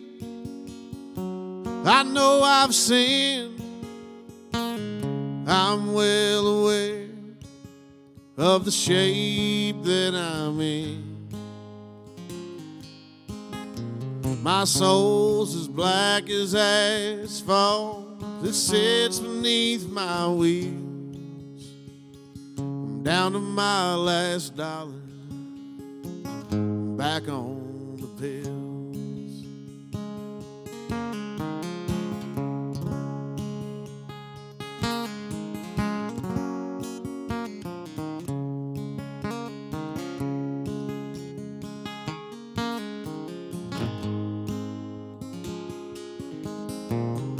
This is where the accordion solo will go when it's recorded.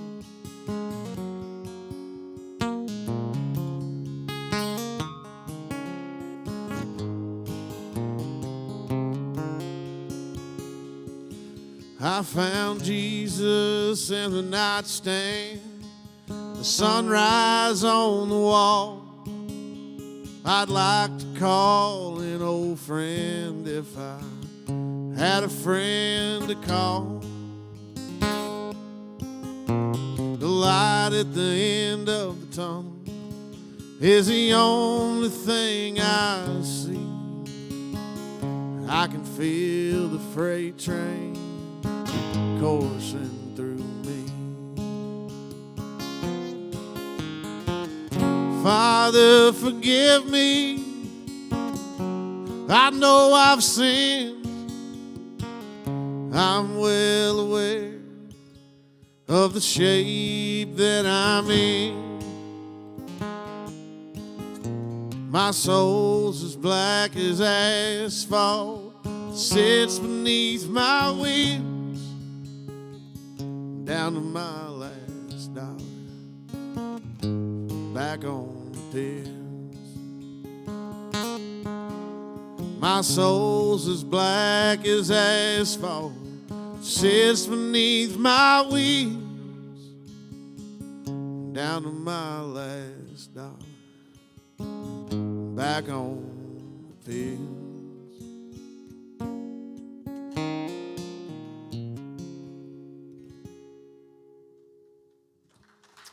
Thank you so much.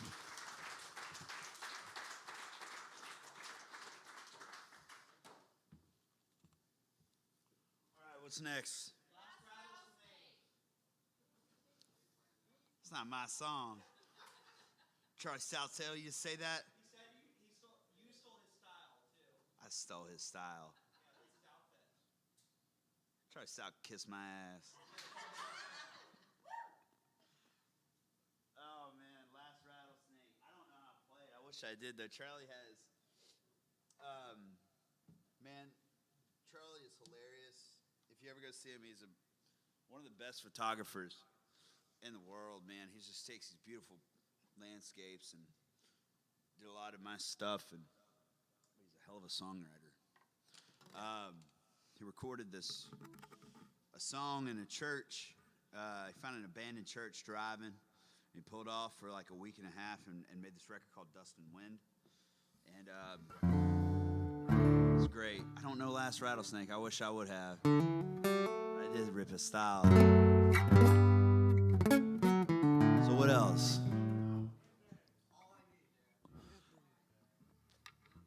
Oh, shit. Yeah, there was 2 for All I Need, and then I'll close the Welcome Home. Deal? All right. All I Need. Wrote this song on a train.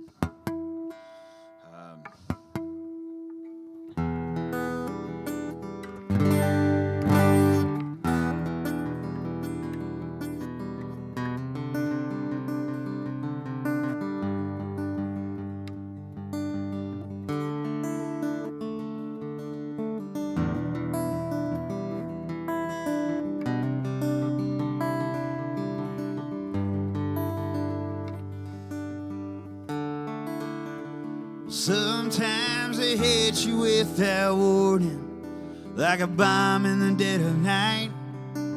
Sending 2 lost souls flying without a reason in sight. We can spend time looking for answers. We can take it for what it is. But sometimes love comes natural and life says you're ready for it. You ask me why. All I know is our love burns when the night grows cold. We're wine, so kiss me in the cigarette smoke.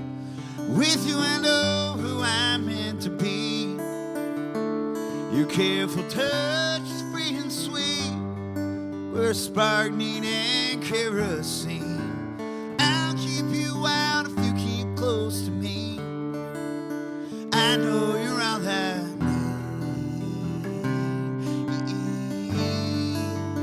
I know you're all I need.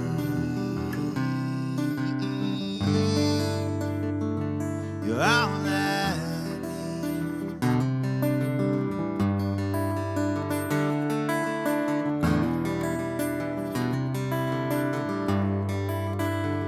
I believe we're tied together by moments that might eventually lead to the reasons why we cross paths and why fate led you to me. But if those answers never come and I'm left in the dark, I'll still be amazed and grateful for making it this close to your heart. You ask me why. All I know is our love burns burns when the night grows colder and wine, so kiss me in cigarette smoke. With you I know who I'm meant to be. Your careful touch is free and sweet, where a spark needed kerosene. I'll keep you out if you keep close to me. I know you're all I need. I know you're all I need.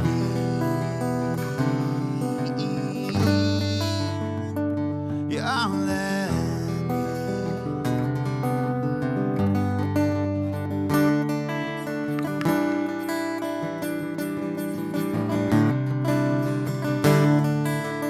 Our love burns when the night grows cold and wine, so kiss me in cigarette smoke. With you I know who I'm meant to be. Your careful touch is free and sweet, where a spark needed kerosene. I'll keep you out if you keep close to me. I know you're all I need.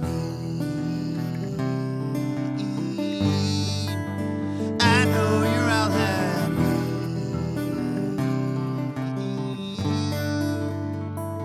You're all I need.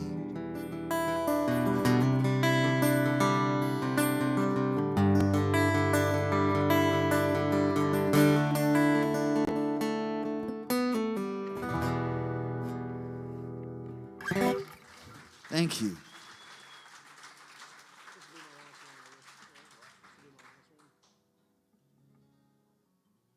want to do 3 more each? Are y'all cool with 3 more each? Okay. You want to do 3 more? We'll do 3 more. I'm not driving. So. Do 3 more.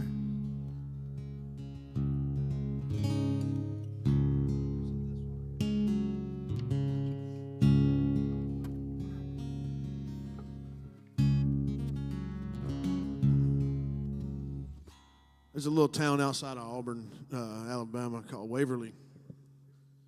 It's a super small town. It's one of the, you know how towns like they if the state decides to build a bypass around it, the town usually gets pissed because it cuts down on the traffic coming through, so they lose business. Well, Waverly has a thing called the 280 Boogie, which is a celebration every year for the last 20 years.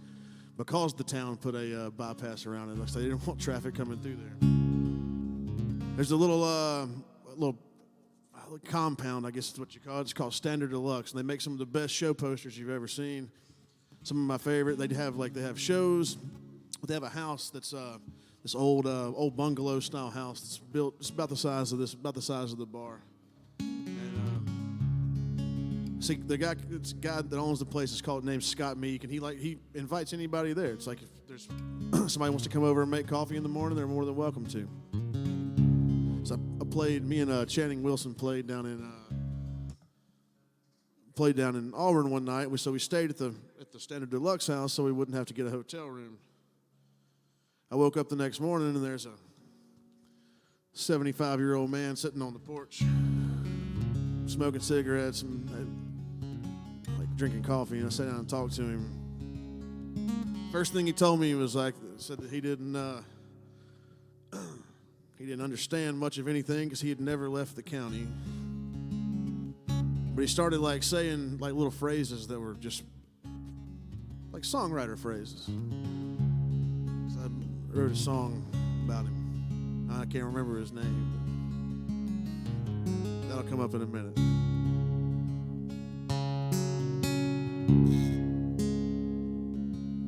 He had a junk drawer full of Marlboro miles,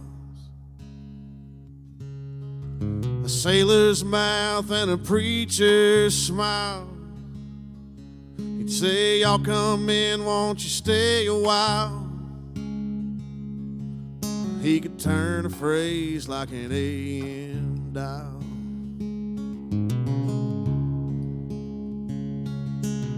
Wooden chair with a million scratches, from opening beer, striking matches, on the leg or the seat every time he catches. rhyme or a line between the ashes. He's a kitchen table poet. He's a danger with a phrase, a rounder and a founder of a once forgotten age. His words flow like whiskey through the fibers on the page. He's a kitchen table poet. You won't ever know his name.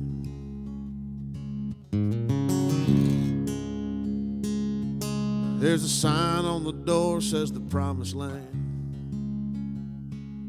He's spitting Levi Garrett in a Folger's cane. Had her name tattooed on the back of his hand before she run off with a gypsy band. He's a kitchen table poet.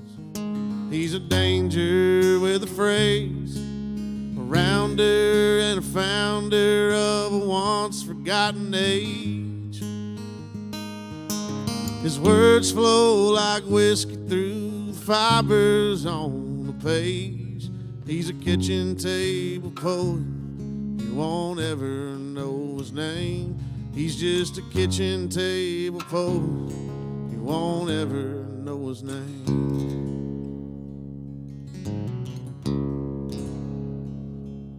He had a junk drawer full of Marlboro miles,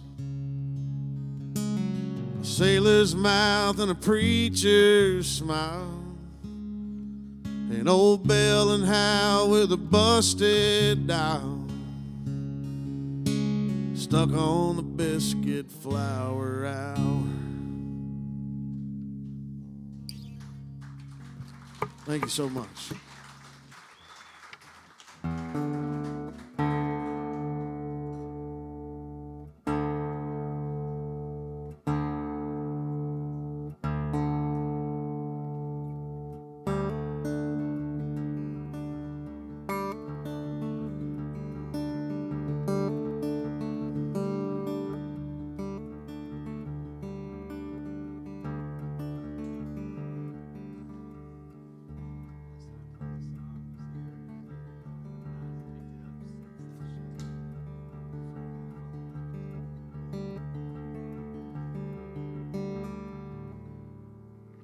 Oh, I'm going to stumble through this one. I was telling him the last time I played this song was here, and it was a year ago. A year and some change, because it is March 25th. Last time I was here was March 13th. I've not touched this song in a year, so I'm going to dust it off and try not to mess it up. Get that dust on your face. Don't it feel like home? Or at least the closest thing to it you've ever known. What's it been, 8 years since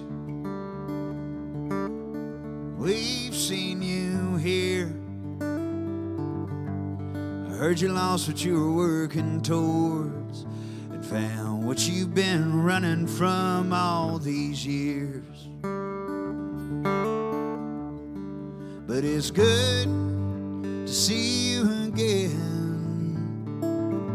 Mostly it's all still the same. Some parts around here might have faded off, but there's some stuff time ain't supposed to change. You still dream about her, don't you? With your hands on her skin. That folly filled with innocence is something you can't forget. She still lives around here, but she don't ask about you these days. 'Cause to her you're just a moment that she learned from in her younger days. But it's good to see you again. Mostly it's all still the same. Some parts around here might have faded off. There's some stuff time ain't supposed to change.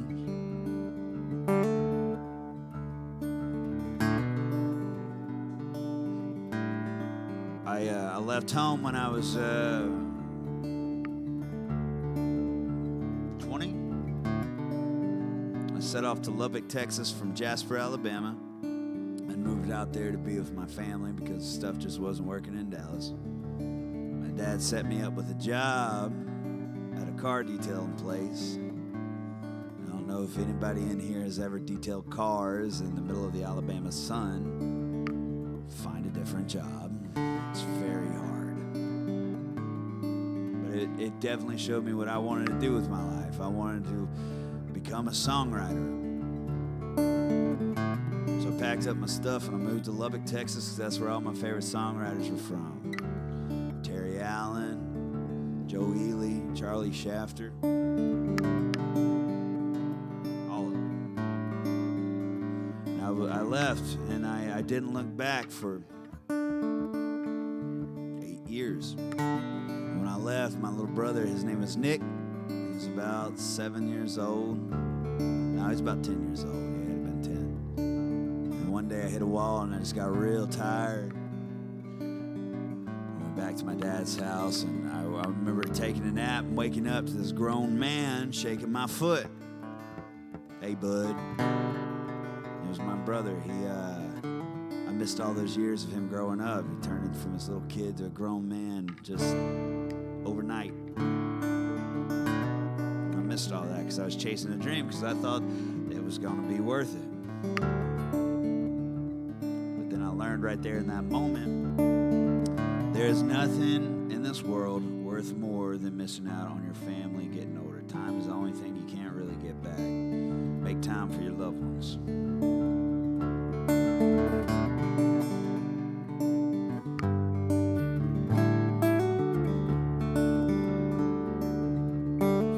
Those lines on your face, they look more like your mother's own. Your back ain't what it used to be, and those dreams of heading out, they're dead and gone. Your father's buried back in Memphis. Your brother is someone you don't know. Lived on the wrong side of worth it. That's what scares you the most. But it's good to see you again. Mostly it's all still the same. Some parts around here might have faded off, but there's some stuff time ain't supposed to change. Yeah, some parts around here might have faded off. There's some stuff time will never change.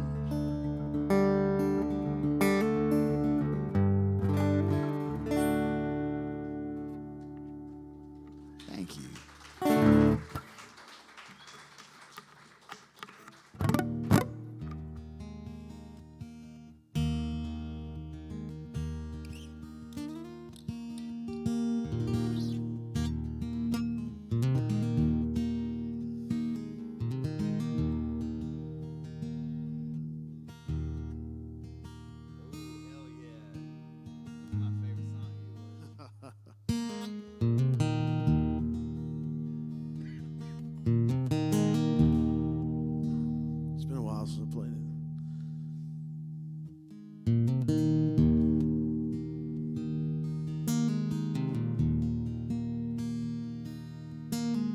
This is the first song I wrote when I moved to Nashville, Tennessee.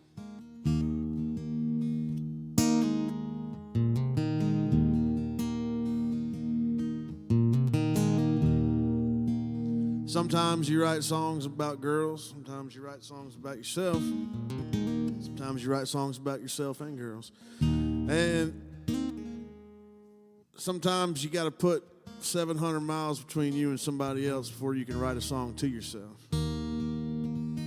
I wrote a song to myself. It's a letter to me.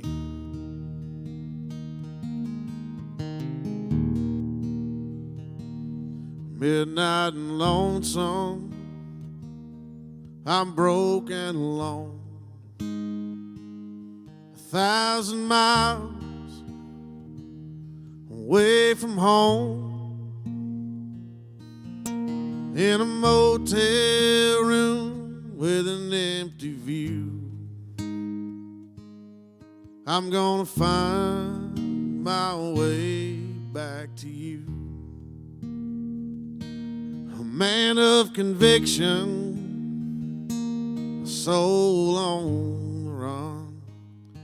I'm under the weather, I'm under the gun, stuck in the ether, burning up my fuse. I'm gonna find my way back to you. I'll beat this highway black and blue. That's what a heart in the throes longs to do. Just like the needle finds the groove, I'm gonna find my way back to you.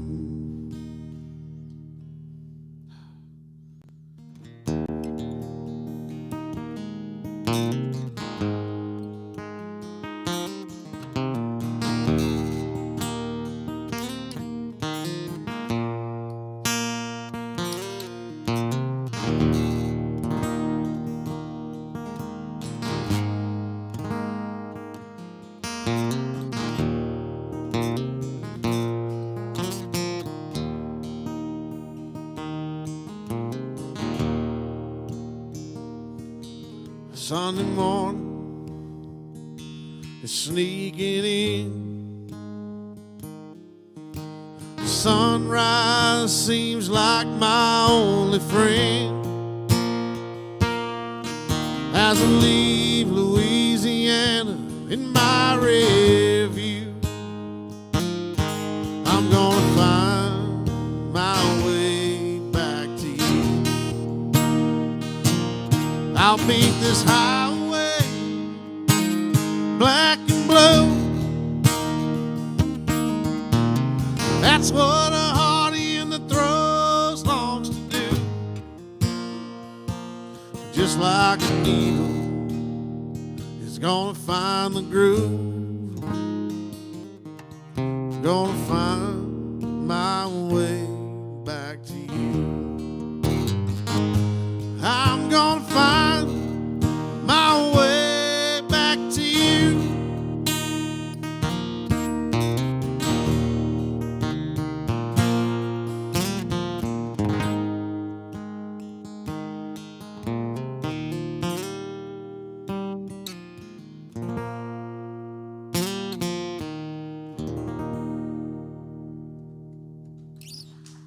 Thank you so much. Chris Canterbury, everybody. Like I mentioned, I've never really had merch. I took merch out on the house show tour, and I don't really have merch. I know I need to start merch.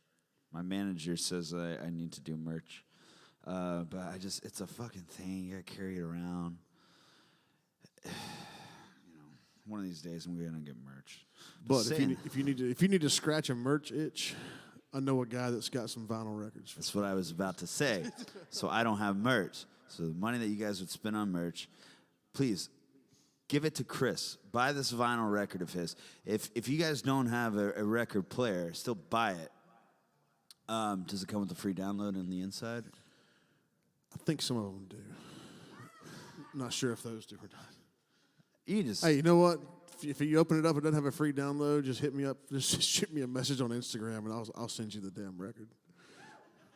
Please buy his record. Just be honest about it. It's for sale. Where are they at? You have them? Over there. The corner of the bar back there. Please go buy them. When he comes to the area, please go see him play. Also, too, when please come to my shows as well. You know, this has been so fun, man. hopefully we get to do this again sometime very, very soon.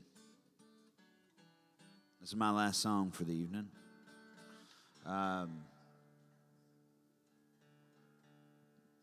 Wrote about my lovely fiance back there. It's called "Honey, I Still Got You." It's about this past year, and the the past year at the time when I wrote it was 2019, because I was just going through some shit, man. I didn't want to play music anymore. I didn't want to be on the road. I didn't want to pick up a guitar, and I just kind of threw it away and doubled down at the same time. And this past year made me really grateful for her, for music, for everything else. And she was kind of the person that got me back to center with all this stuff. And I've been closing my shows with this song. I've had 7 since it started. This is what I end on. Thank you guys so much for coming out. My name is Dalton Domino. I'm from Lubbock, Texas, and hopefully I see you guys again very, very soon.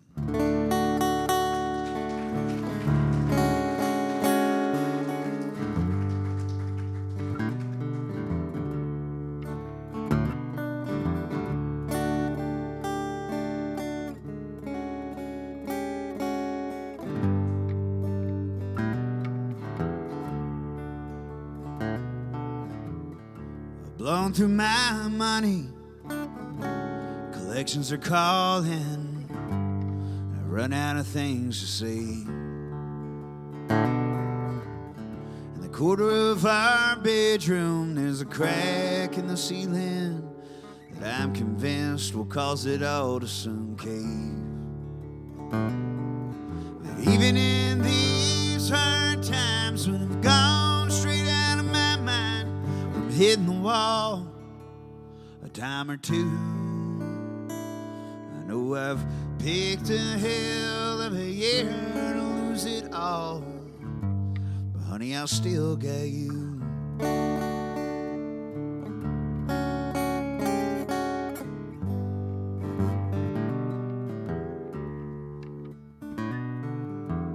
Sometimes when it's quiet, I miss some freedom and neons and one more song to play. And my reputation was defined by good times instead of when my mind wasn't made. When the first place I'd run to was the last place I was supposed to, that all changed. Holding you, I know I've picked a hell of a year to lose it all, but honey, I still get you.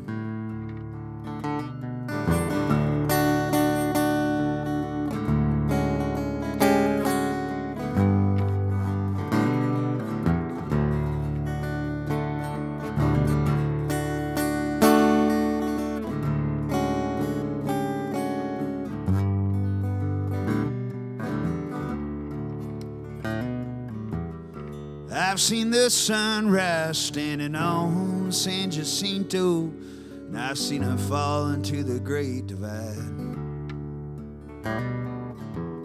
I've laid my head on king-size beds for a New York minute on Nashville's dime. But the sweetest thing that I've known was the day you said come home, and I took off running to you. I know I've picked a hell of a year to lose it all, but honey, I still get you. I know I picked a hell of a year to lose it all, but honey, I still get you.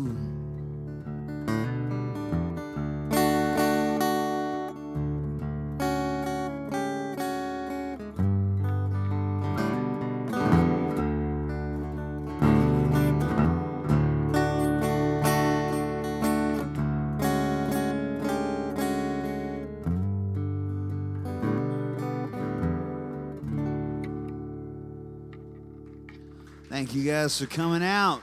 You want to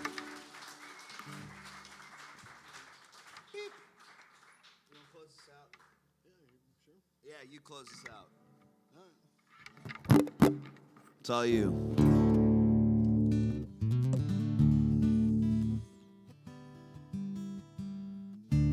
So first, I want to really appreciate Dalton bringing me down this week. It's the first time I've played Texas, and not counting South by Southwest. First time I played like gigs in Texas in almost 10 years. So.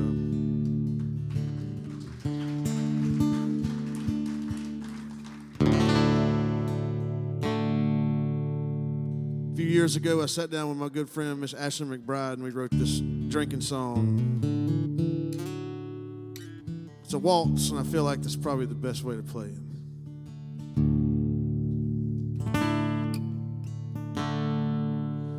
I've been sitting here all day with a black plastic ashtray and a half-empty pack of Pall Malls,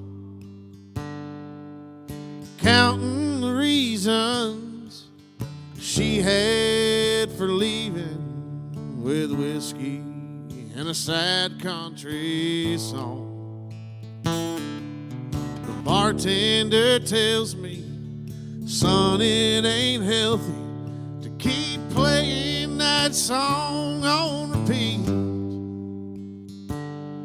But the jukebox in the corner keeps begging for my quarters.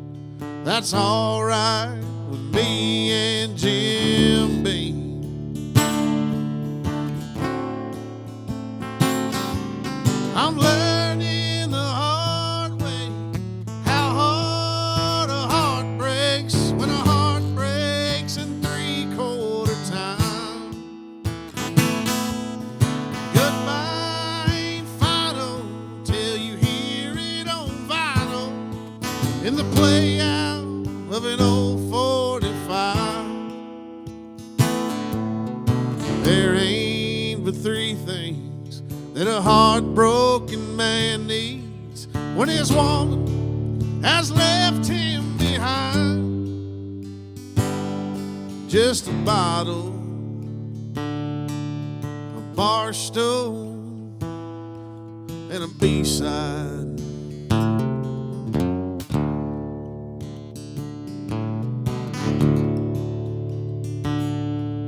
He's sweeping the floor. He closed out the drawer, and he tells me it's time to go home. Sign still says open, so I'm kind of hoping he'll give me a few for the road.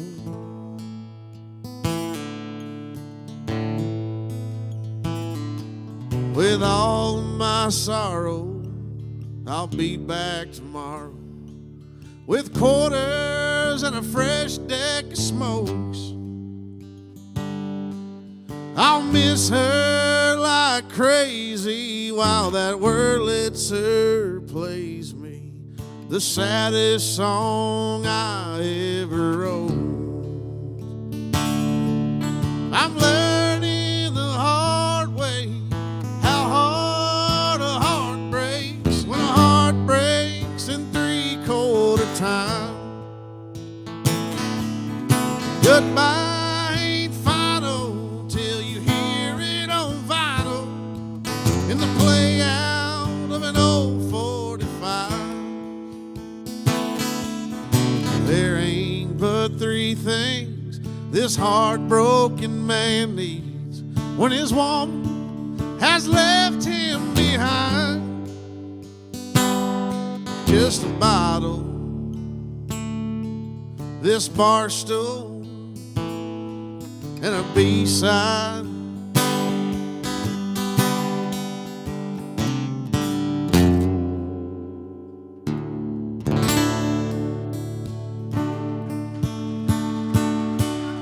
Thank y'all so much. I really appreciate it.